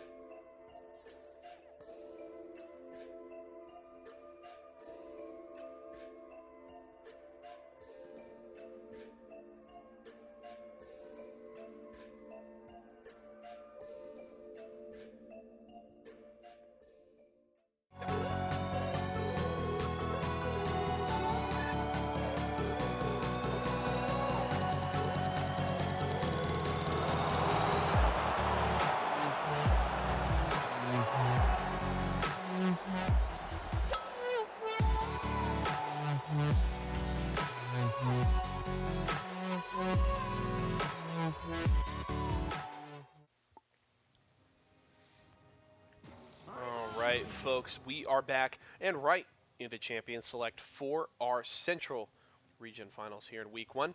To remind everybody how things work, when we go to the best of 3 final, the winner's bracket team gets a single win. That is the advantage they get to avoid that bracket reset in a possible 6-game final, because we would be here all night. And I love this, but I don't know if I need to be casting till 3 a.m. It could happen. It could happen. Are you ready for 5 more games? It would be a marathon, and it would be fun, but it would kill me.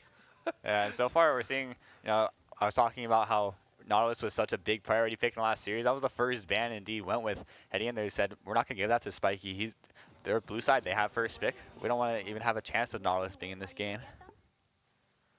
Yeah, Nautilus banned away, as well as the Poppy there, a big pick for Hawaii versus Gaming we've seen in the series, and the Twitch taken away from Beastland. So both of the champions he's played in the previous series available, as well as the Callista that was banned away every game, and Beastland's finally getting that pick available to him. We'll take it with the first pick.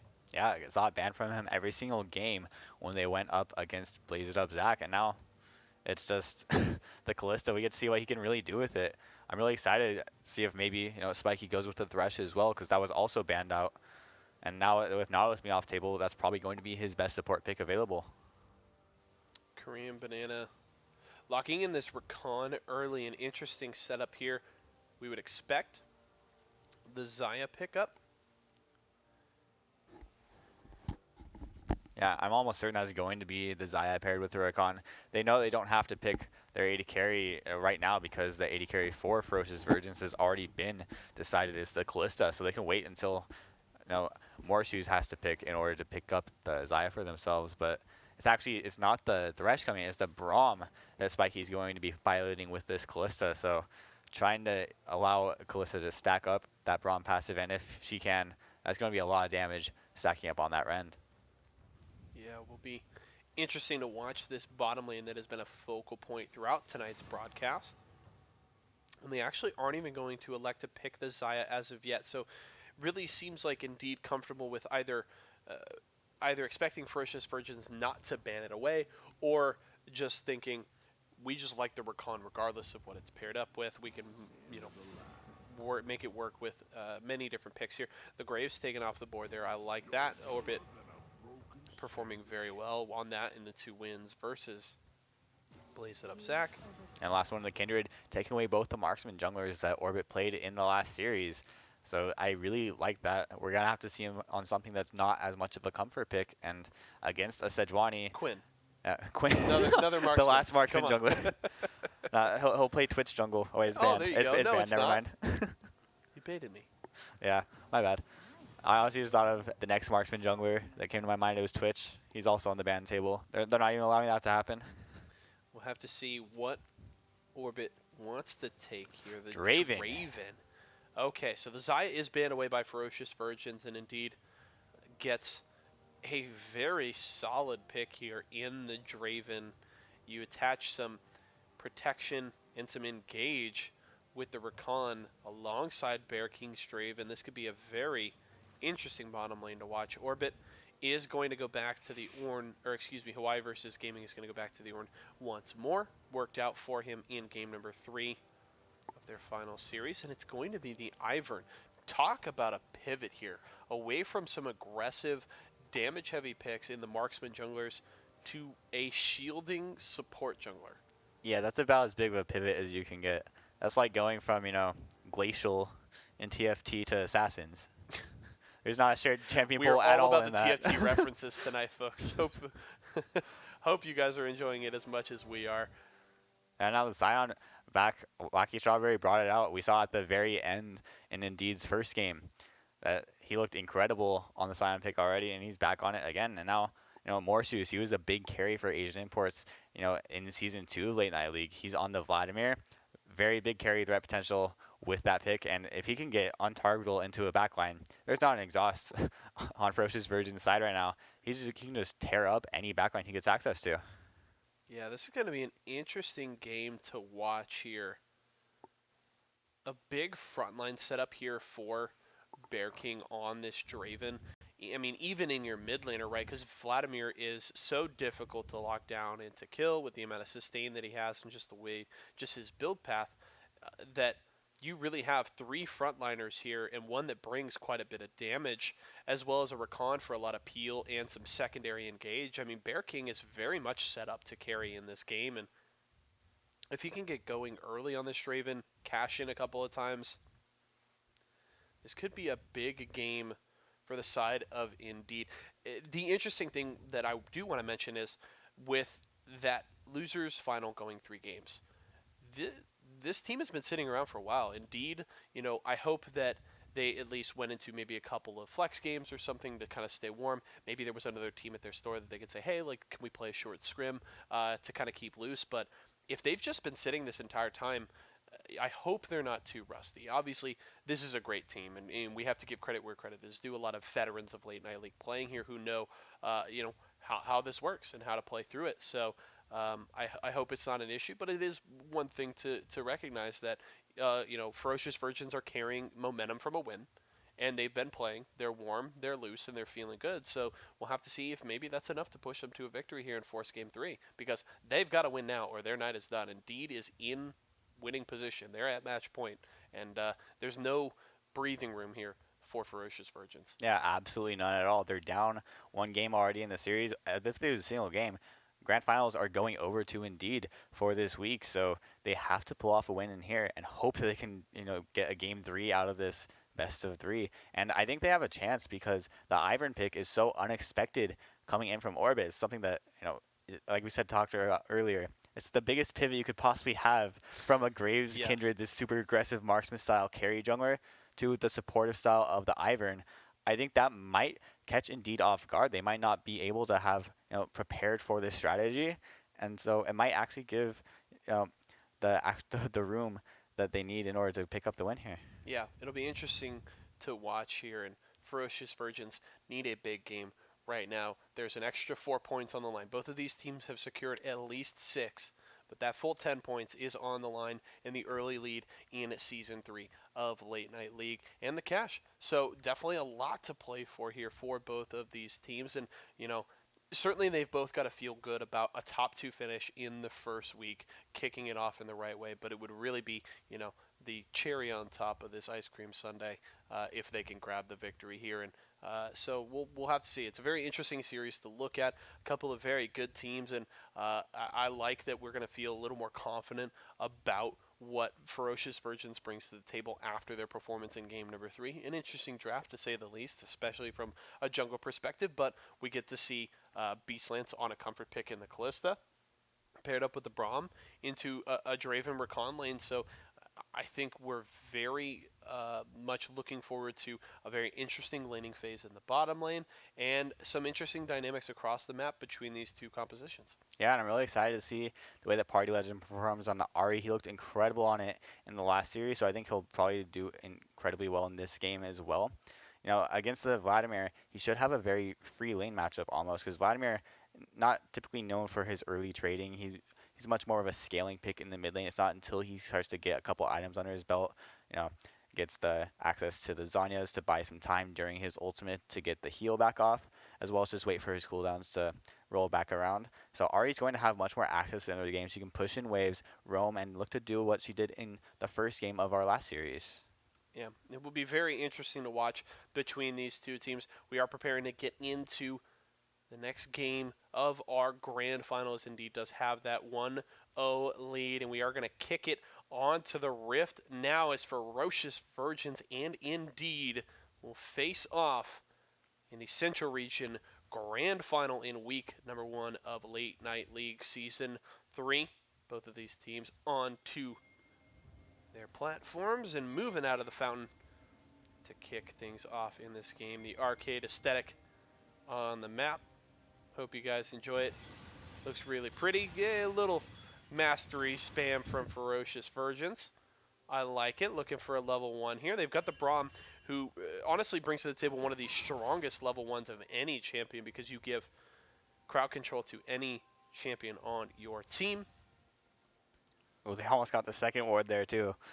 That would be just the moral victory in the early game, getting rid of 2 wards on the enemy team, but just 1 ward, but that's not exactly where you want it. It's not going to be getting any information on the enemy junglers pathing the city in the side mid brush in the river. Ferocious Virgins was hoping for something at level 1 there, but it isn't going to work out. Both teams will just retreat to a more standard setup here for level 1. I'm curious as to why Ferocious Virgin's bot lane was sticking so long around the red buff there. Ivern, you're not going to be able to leash for him, so perhaps they just forgot that their pick was the jungle Ivern. Oh, but, no. Oh, no. Hawaii versus Gaming going in to try and get the ward to spot out a possible red buff start there by Polo Bear, and that will mean he loses his flash as he flashes over the wall. He's also got a back to base, which most likely also means no teleport for the Ornn as well. Not as punishing this early, because it will typically be up before Ferocious Virgins is looking to make any sort of cross-map play, so that's not too big of a deal, but losing that flash at level 1 is huge in this top lane. Yeah, 100%, especially considering the CC that Sejuani already has in the early stages of the game. Oh, good grand entrance there from the Recon.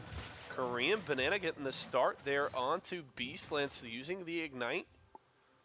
Multiple summoners out. The Ignite off for Korean Banana. The heal used there by Beastlance.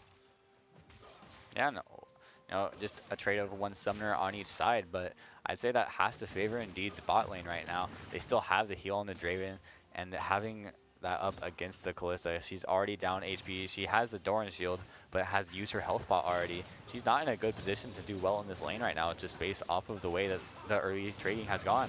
Also, the fact that Ignite cooldown is way shorter than the heal, but Beastland's forced to flash away as well, and the Ignite used by Spiky. So that, after the 1-for-1 summoner spell trade, it's a 1-for-2 trade, again in favor of the Indeed bottom lane, as Korean Banana Takes away Beast Lance's flash and the ignite of Spiky there. So everything going in Indeed's favor so far in this early game.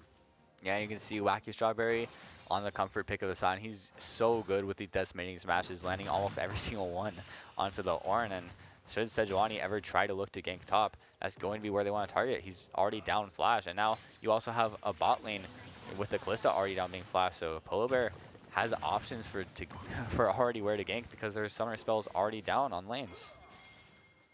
Party Legend looking good into more shoes so far in this early game. He's landed a couple of key charms, but Polar Bear gets into the mid lane. I don't know if that flash was necessary there from Party Legend. He was very healthy, and his jungler was right behind him. A little bit of a panic flash there from the Ferocious Virgins mid laner. Yeah, I don't think he needed the flash to survive there. Vladimir's damage in the early stages of the game is not that high, as well as he had a lot of HP on his side. He had his jungler support, and it's an Ivern. He had a shield right on him as soon as the Sejuani jumped there, so probably just got a bit too scared, didn't want to give over first blood at this point in the game.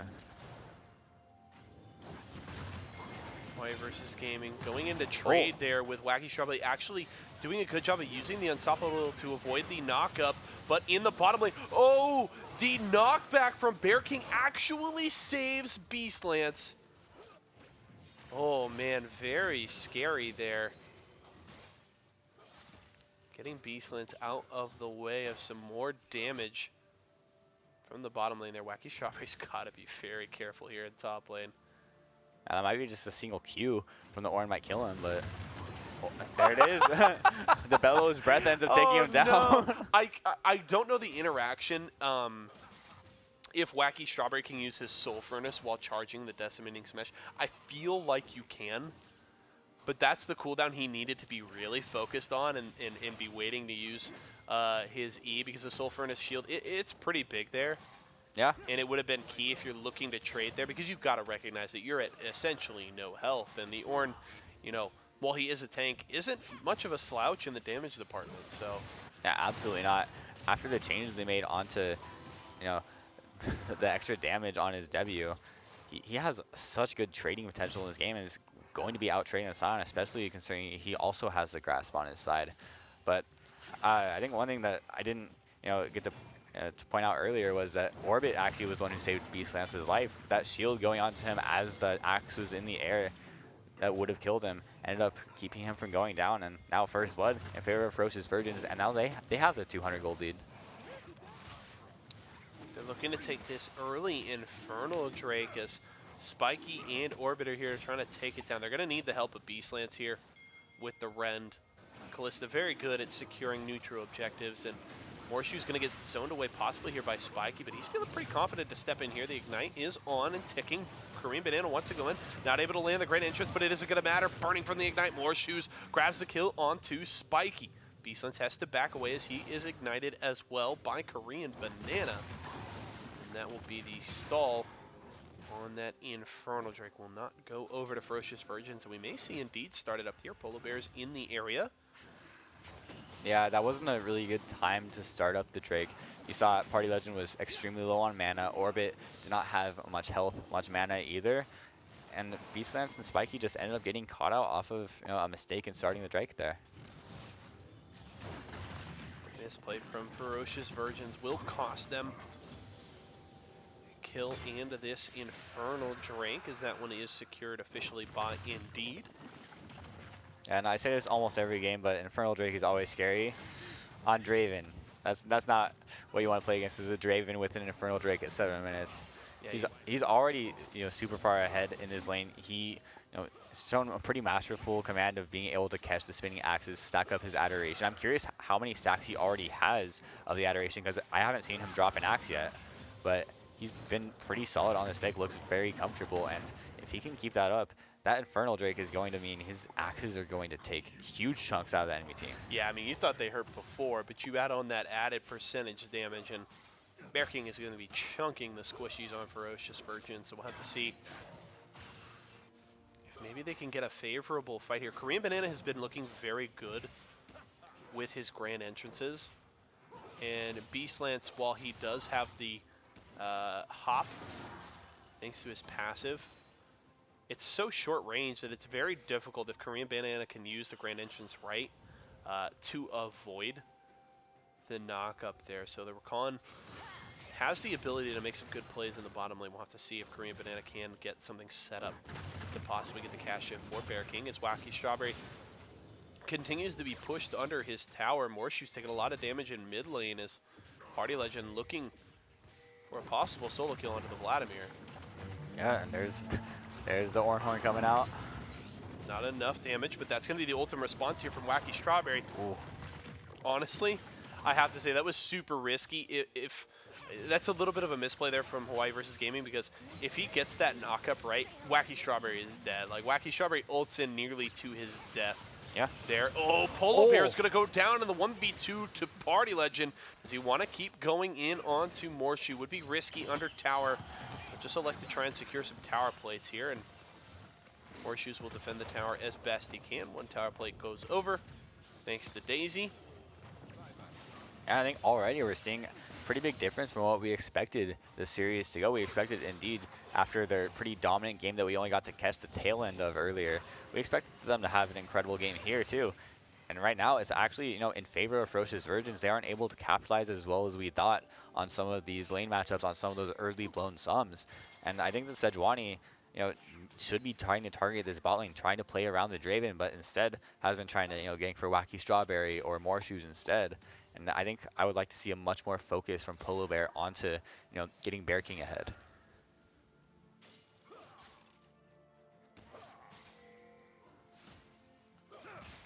Bear King continuing to try and push this lane. CS nearly even in the bot lane, so Beastland's holding on so far. Korean Banana stepping forward. We're going to try and clear out some wards here. Both junglers in the vicinity of this bottom lane, but the back being channeled by Orbit could mean that if Polo Bear comes down to the bottom lane, this could be a setup for a possible dive. There is disengage, obviously, from this bottom lane, thanks to both of their ultimates. Question is do they go aggressive? If Beastlands uses his ultimate aggressively, then they're going to be in big trouble. Polo Bear being patient, waiting in the brush in the river. Korean Banana really wants to take those wards and possibly bait an engage here. Morshu's roaming. Possibly looking to team up with Polo Bear, excuse me. But he's just going to retreat and go to clear his Gromp. No, instead electing to possibly set up for a lane gank. He's going to need Bear King to push forward, but is into the brush and has Glacial Prison available. Yeah, if they go to try and clear that controller, that would be a bait. Here comes Korean Banana. There we Good go. ultimate there from Beastlands to disengage, but Spiky actually goes in. This could be very bad. He throws up the wall. Is able to back away. That was risky, though, with Spiky going back in. Yeah, very risky. We talked about having to use that aggressively. I don't really like having to use it aggressively there, but it ended up being okay for them. They didn't lose anything, didn't have to burn any summers. It was just the ultimate in the end, just a trade of the Callisto ultimate for the Rakan, but definitely playing with fire on that engage right there. Up to the top lane, Wacky Strawberry. Struggling a little bit in this lane. Hawaii versus Gaming now building up a 20 CS lead. CS leads for both solo laners for Ferocious Virgins, so they're looking fairly good so far, up 1.2k gold. Things fairly even in the bottom lane, but you always know with a Draven that even lane only lasts until he cashes in, and then things can really start to snowball for that Draven. And as he's getting more and more adoration stacks, he's becoming more and more of a looming threat. So I'm surprised we haven't seen Party Legend try to roam towards his bot lane, because he should be able to get mid priority very easy against this Vladimir, but instead it's kind of just seen him staying in lane this entire game so far.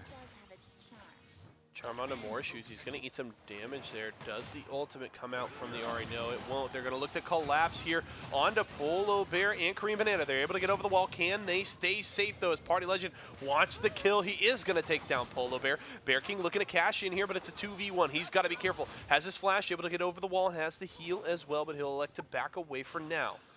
Morshu's here for some help. Korean Banana as well, but without the jungler, that would mean Ferocious Virgins immediately turn on to this Ocean Drake. Should be able to secure that one for free. Yeah, and at the end, at the tail end of the fight, you saw Bear King flash to survive there. I think that's extremely smart, just because if you lose those adoration stacks, you lose 75% of them on death. That's going to be so much gold lost that he could potentially gain. And Beastlance tried to flash aggressively to get that kill on the Bear King, and it ends up just being a trade in the AD carries flashes. Yeah, really interesting. You talk about the looming threat with the Draven when they haven't cashed in yet. And the longer in this game, like the later in this game he cashes in without dying, the bigger that looming threat is. I mean, if he gets to 15, 20 minutes before cashing in and he hasn't died yet, I mean, he's almost he's setting himself up for like another half an item to a full item with those adoration stacks. So it's going to be very scary. Wacky Strawberry has to flash away in the top lane, trying to escape here as he doesn't have the ultimate any longer. Used it to try and get away. He will escape. And now the response coming to the top lane. Flash away there from Hawaii versus Gaming will avoid Glacial Prison, and Bear King able to sidestep, but here comes the ultimate from Beastland. It's the 2v1, only for a moment though. Bear King possibly going to get locked out. That's a good grand entrance, and there's the cash in for Bear King. Spiky taking a lot of damage from the axes, will survive, but Bear King just got the cash that he needed. He's already got the Bloodthirster, and he may come back with another, I mean, next item for Draven, is he going for Infinity Edge? I don't play Draven at all. I'd say, I mean, he's probably going to just buy boots right now. Okay. Because he's not seeing on them. He could just buy full boots. Yeah, I mean, he could just buy full boots. He got 751 gold off of that cash-in. That's massive. That's almost a full upgrade if you get those, tier 1 boots. And on top of the 300 gold just from the kill, that's 1,100 gold nearly. And that's not including the extra CS he's attained during that time. And man, that Draven's going he just got a BF sword. I love it. That's what I was hoping for. That is the aggressive buy. So he gets a BF sword, brown bags, and cloth armor. That is a huge buy. That is 1,900 gold he just spent. Yeah. He just stopped at Gucci right now, buying as much as he can buy. And when you cash in stacks like that, you're going to buy a big. And that's why we saw him go for the BF sword. Sometimes you'll see Draven opt for like a rapid fire cannon as a second item. And now he's saying, I can just get a BF sword. I'll just go with Infinity Edge second. Why not? And I mean, that's Bear King just saying, I'm already big. I'm already winning this matchup. Why not just accentuate that? I'm just going to win this matchup harder now with even more damage. There's the shutdown for Morshoes as Party Legend is taken down by the Vladimir. Spiky going in, uses the Glacial Fissure, but isn't able to land it onto the Vladimir. Morshoes escapes us. Excuse me, so will Polo Bear. As Hawaii versus Gaming now has to deal with a Draven Rakan in his lane. The push in mid will possibly secure a first tower here for Ferocious Virgins. Yes, that one is going to go down, but looks like Indeed wants to get their second tower in the top lane. They're going to go for the dive here on Hawaii versus Gaming. The ultimate from the Draven, the finish, and Bear King cashes in once more onto the Ornn. Yeah, another 133 gold in the stacks is Draven finding the kills and not dying. So that's super important, is he's getting full force out of this adoration. And he's sitting on so much gold again. He's going to be backing, probably going to pick up, almost finish. He could just finish this tier 2 boots right now if he wants to pick up the Ninja Tabi. Maybe even pick up a pickaxe for the IE. We'll see. Rift Herald dropped in bottom lane behind Wacky Strawberries. Party Legend is attempting to defend this tower as best he can. Orbit is down here. Oh, there's TP. 2v2. Yep, teleport coming in. Here comes the Ornn. Polo Bear is very low, and Party Legend going to be able to grab the kill. 3v1. Ult away from the Scion will get him out of harm's way, but that's still one kill, and they'll be able to take down the Rift Herald. It does take out about 75% of the health of that tier 2 tower for Ferocious Virgins. So good on Indeed for getting that chunk, but they dropped the kill and aren't able to secure the tower as of yet. So for now, that play is a victory for Ferocious Virgins. Yeah, and actually if Hawaii versus Gaming had gone down from that TP, gone straight down to the lane, he could have cut off the Scion ultimate, but instead tried to go around, get the quicker path to him, but ended up not being able to cancel the Scion train running away. Now we can take stock of this game, both mid and bot lane for Indeed at that 2-0 score, and both at 1.5 items with their boots finished. So really Morshoes and Bear King at similar points in this game. Yeah, but you know who are not in similar points right now? It's the Draven and the Callista right now. Draven sitting on nearly 2 completed items, whereas Callista hasn't finished her tier 2 boots yet, has just a Zeal as part of that of the Runon's Hurricane. And Draven sitting on a 200 gold bounty, has very small CS lead, but when you're getting Adoration cashes in for 750 gold for 130 gold, that's a pretty significant gold lead just on him alone. This Mountain Drake looks to be contested here as Indeed has started it up, but Ferocious Virgins is here to try and collapse to set something up. There's a Glacial Fusion, but there's Morshoes into the backline, getting a lot of work done and buying some time. Spiky is in big trouble, able to jump away to his team. Korean Banana going very low, has to be careful here, but Bear King is going to cash in once more, taken down Beast Lance, and Ferocious Virgins is running for the hills here. Polo Bear may be able to get another one here. Spiky cannot get away. One more cash in for Bear King, and they will return to the Drake Pit to grab this mountain and more gold in their pockets. Yeah, we talked about how in Champ Select, you know, Indeed's job was going to be able to play around this Draven in this game, and they're doing it fantastically. That setup for Morshoes in that fight was beautiful, getting the ultimate and then the invulnerability into the middle of all 5 members of Ferocious Virgins, getting himself out after getting the AoE down, and then just allowing the Rakan to finish off the engage, allowing the Sejuani to move forward, and the Draven just free hitting the entire time. Yeah, we're going to have to see when he backs here. He is, in fact, going for that second item, Infinity Edge. It's a lot of AD. That is going to be a very scary Draven. When he gets his axes going, he's going to be just chunking people's health bars. He's going to go up to the top lane to grab a little more CS, so that would tell me he's kind of very close to an item breakpoint that he's looking for. Yeah, and honestly, if I'm Ferocious Virgins right now, I'm extremely thankful that it wasn't a second Infernal Drake that Indeed picked up, because if Draven has 2 Infernal Drakes on top of, you know, a Bloodthirster and almost like a fully completed IE at 20 minutes, there's nothing who can even stand anywhere near Draven without getting chunked to half HP off 1 axe. Morshoes stepping forward. Party Legends trying to bait him a little bit into a scary situation, but Korean Banana here for the support as the Vladimir backs away. Wacky Strawberry down to the bottom lane to try and keep Hawaii versus Gaming from split pushing a little too far. He's going to try and clear out this wave and protect that tier 1 tower that still stands in the bottom lane. The gold lead is minimal at this point, about 1,400 gold lead for Indeed, but they are poised to break out in this game as the Infinity Edge is in fact finished for Bear King as well as a Negatron Cloak. Yeah, that's a lot of AD on him early. He's not even, you know, trying to go for attacks. He's just saying, I just need to land 1 axe to win us a fight. Oh, Bear King in trouble here, though. He is going to get shut down there by the Ahri. So there's some more gold over to Ferocious Virgins as they will grab that kill. Excuse me, Korean Banana able to just escape from that aggressive play.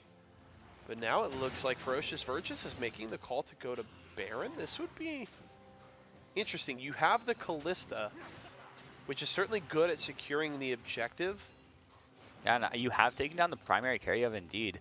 But Morshoes is still alive. He still has the Hemo Plague, has Flash Ignite, and I really don't think you want to be in a Baron pit against the Vladimir with all his AoE. Are still available. Like, they can lock down Ferocious Virgins so easily, make Morshoes' job even easier. The brushes are going to be set up there by Orbit to deny some vision.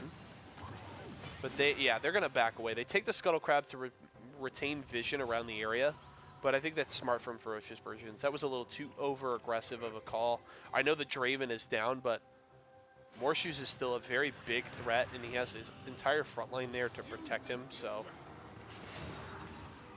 Yeah, I definitely think that was the right call to pull off the Baron there. Just reset, allow yourself some time. And even though they did manage to take down the primary carry, it's not nearly enough when there's still a very, very strong Vladimir and Indeed on the other team. And you talked about how, you know, gold right now is only 500 apart, but the gold for Ferocious Virgins is mostly on the Ornn, actually. It's not on the primary carries. I mean, Party Legend has been doing pretty well for himself, but Beastlance is very far behind, especially in comparison to Bear King, just based off of the cash-ins off of the Draven passive, that Adoration getting him, nearly 900 gold this game. That's way too much gold for the Draven to even, or for the Kalista rather, to even have a chance at compared to Draven.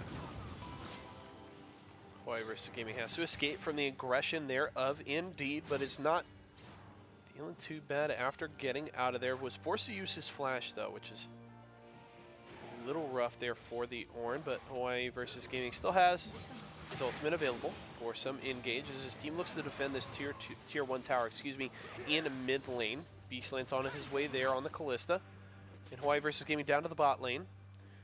Ferocious Virgins will have to deal with a little less vision around the Baron as Indeed is looking to try and set up around that area. Spiky going to get engaged on trying to jump away, but this could be big trouble. Redemption comes down to get a little bit of sustain, and flashing away is Polar Bear. Korean Banana looking for the re-engage, going in with the ultimate. The quickness will get two, and here comes Morshoes into the backline. Spiky's low. Down goes the Kalista. That's 2 kills, and here comes the rest of Indeed. Hawaii Gaming trying to lock down a couple of the ultimate from the Draven will go through, but the Vladimir is dead. Party Legend is so low, trying to get away from the Draven. There's the flash, the axe, and the shutdown there for Bear King. Wacky Strawberry now having to back away, but here comes the Draven. That's the knockup with the decimating smash. Can Hawaii versus Gaming get away? It doesn't appear so, but that's going to be the kill onto Wacky Strawberry. But Hawaii versus Gaming getting shielded up. Can he survive? Orbit trying to keep his top laner alive in the lockdown. Good snare there onto the Draven. Will keep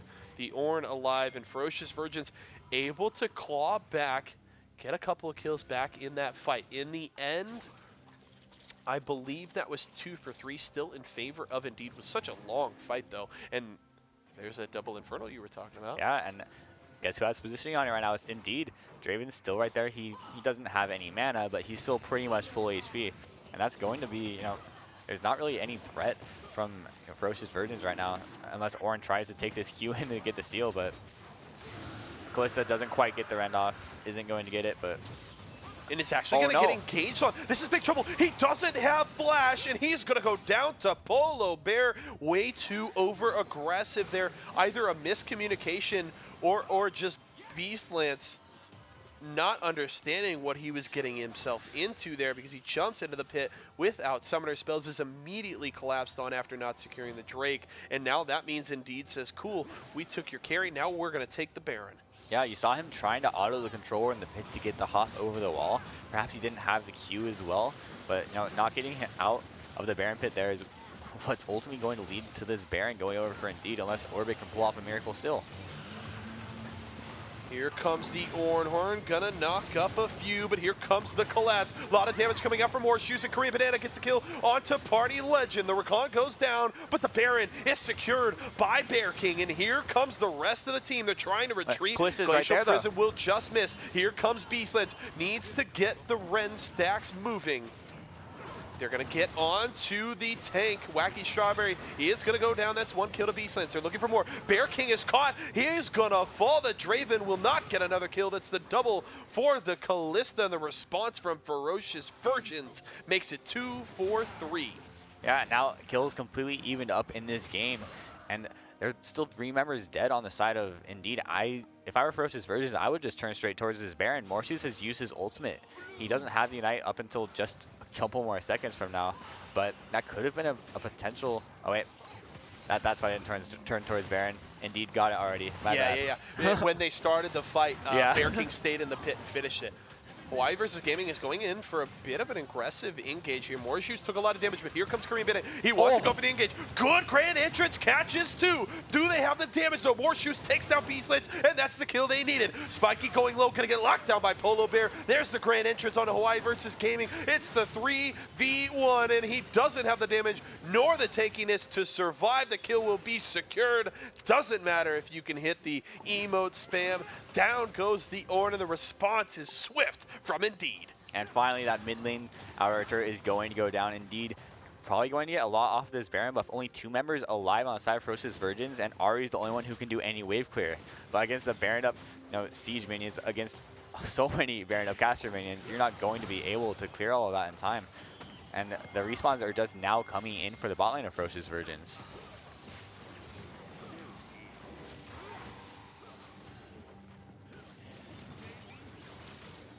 Ferocious Virgins able to clear out the wave and defend that inhibitor tower for now.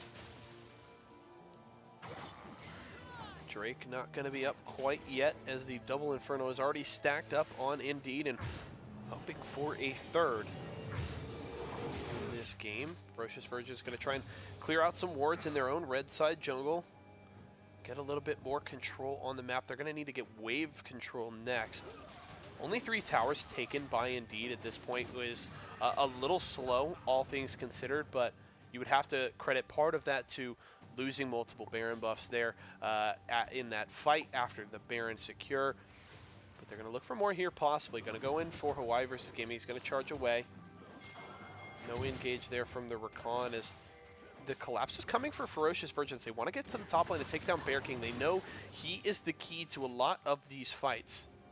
Yeah, right now though, Morshu's still an extremely large threat. He's now picked himself up a death cap, has a stopwatch. He's going to be able to do so much disruption on the backline of Ferocious Virgins if he can gain access.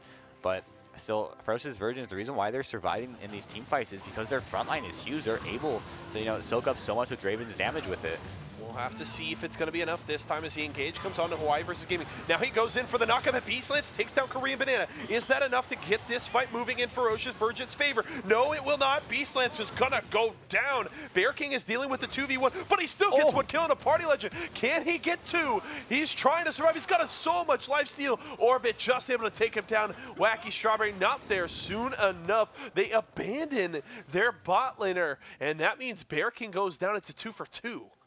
Yeah, I'm curious as to why Indeed is just leaving Bear King alone in some of these fights. He's supposed to be like, when you have a Draven and this much of a frontline, you should be allowing him to free hit, not just going full on dive the enemy backline. Because Draven, you win these fights if he can manage to get up, if he can manage to get off all of his auto attacks, without any real threat onto him. But right now the Ahri is going directly onto him, and now we're seeing where that gold is a 3k gold almost for that Draven. It's a 1k gold on the Vladimir over the Ahri. So you're seeing where the gold is on Indeed, and it's in that Draven's pocket, yet they're not playing around him.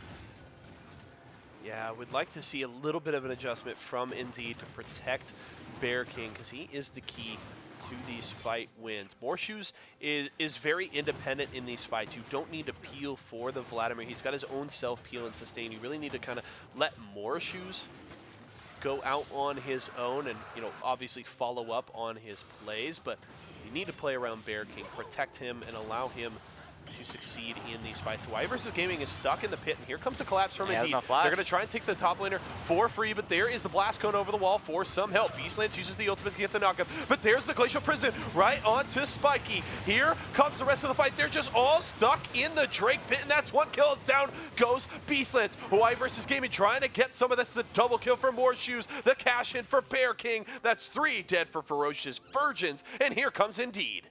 I'm actually amazed that Ferocious Virgins lasted that long against Indeed there, because the Draven damage was huge. Morshoes was also up in there, but Brahm's shield blocked for long enough, but it wasn't quite long enough to actually win them the fight. 3 of them end up going down, and now it's going to be, potentially an inhibitor going down inside this bottom lane, just off of, really good play from Indeed and a good catch onto Hawaii versus Gaming. He didn't have flash, and then Ferocious Virgins tried to use the blast plant to get into the pit. Did not go over well for them.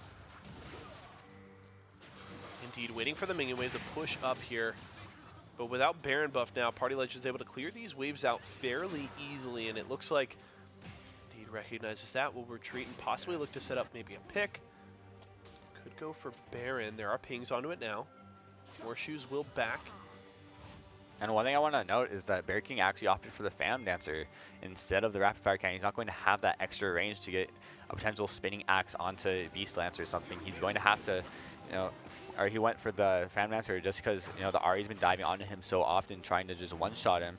He wants to be able to survive against that. And actually, Morshoes as well has turned that Dark Seal into a Magi Soul Sealer. He's at 10 stacks right now, trying to see if he can stack that one up to 25. all about the greed buy there from Morishoes. The Vladimir has been very good in this game, 8-1 and 6 scoreline. So certainly an impressive performance from Morishoes. We would expect nothing less from one of our best players from Season 2. Indeed wants this Baron. They're going to clear out the control ward, and they will start it up. They know that Hawaii versus Gaming is in the bottom lane, so they're going to look to try and get this going while he is away. But here comes the teleport. We're going to get the team fight. There is a knockup from Daisy, and Indeed will back away for now. There's the Ornhorn. Will miss completely, and Daisy's actually going to go down here, so that's a little less safety for Ferocious Virgins. Do they go for the Baron? It's going to be risky. No, they're going to retreat. They seem content. Yeah, that was two pretty big ultimates from the side of Ferocious Virgins used to try and get the engage off against Indeed. And just now we're seeing the ultimates come out. Beastlance is in trouble. He's going to get collapsed on and taken down with the axe. Hawaii versus Gaming way too late to peel for his carry. He will fall as well. That's 2 kills and almost for sure the Baron for Indeed. Again, it's on orbit to try and pull off a miracle still if he wants to get the team, any chance at stalling out, but I don't think it's going to happen. That's so much damage going on to this Baron, double Infernal and a Mountain Drake. There's nobody's going to be able to stop that in time. Baron will fall. No contest from Ferocious Virgins, and that means with Indeed all backing now as well, a little different from the first Baron they got. They will come out onto the map with all 5 Baron buffs, look to push. And they've got an exposed inhibitor tower in the bottom lane that they can look to push for, but they need to get these waves moving. Mid lane is probably their first target. Look for a tower there as they have them wave in a good spot now. Do they just group up, though? The team fight is solid, and they've got the big front line here. They just, as we mentioned earlier, need to protect Bear King. Yeah, protecting Bear King is going to be what it's all about in these team fights. And same with Morishoes getting access to the back line. There's so much the potential for him to do that, even under a turret. I'd like to see Indeed really try to, siege this, this mid lane inhibitor turret very hard because they have the potential of the tower dive. They have big frontliners on both the Scion as well as the Sejuani, and Morishoes can just go invulnerable if he starts to take turret aggro. So they have, really good potential at fighting under a turret, and when they have so much gold on their carries, I don't see why they're not doing it. See how it goes. Indeed, starting to set up around this Drake. Will be spawning very soon. It is going to be the Elder, so that is 3 elementals and would mean a huge buff. That double Infernal setup by Indeed. They want this first Elder. They are going to start it now. Morishoes trying to zone Ferocious Virgins away as best he can. Daisy going in to buy some time. The Polar Bear wants to go straight in for orbit, possibly looking to take out the only player with Smite on Ferocious Virgins, but here comes the rest of the team. Ultimate activated for Beastlance. They're going to look for the engage. They're going to land it onto the front line, but is it enough? Glacial Fisher to follow, but here comes Morishoes onto the back line. Beastlance is so low. Down he goes to the Vladimir, and here comes Indeed.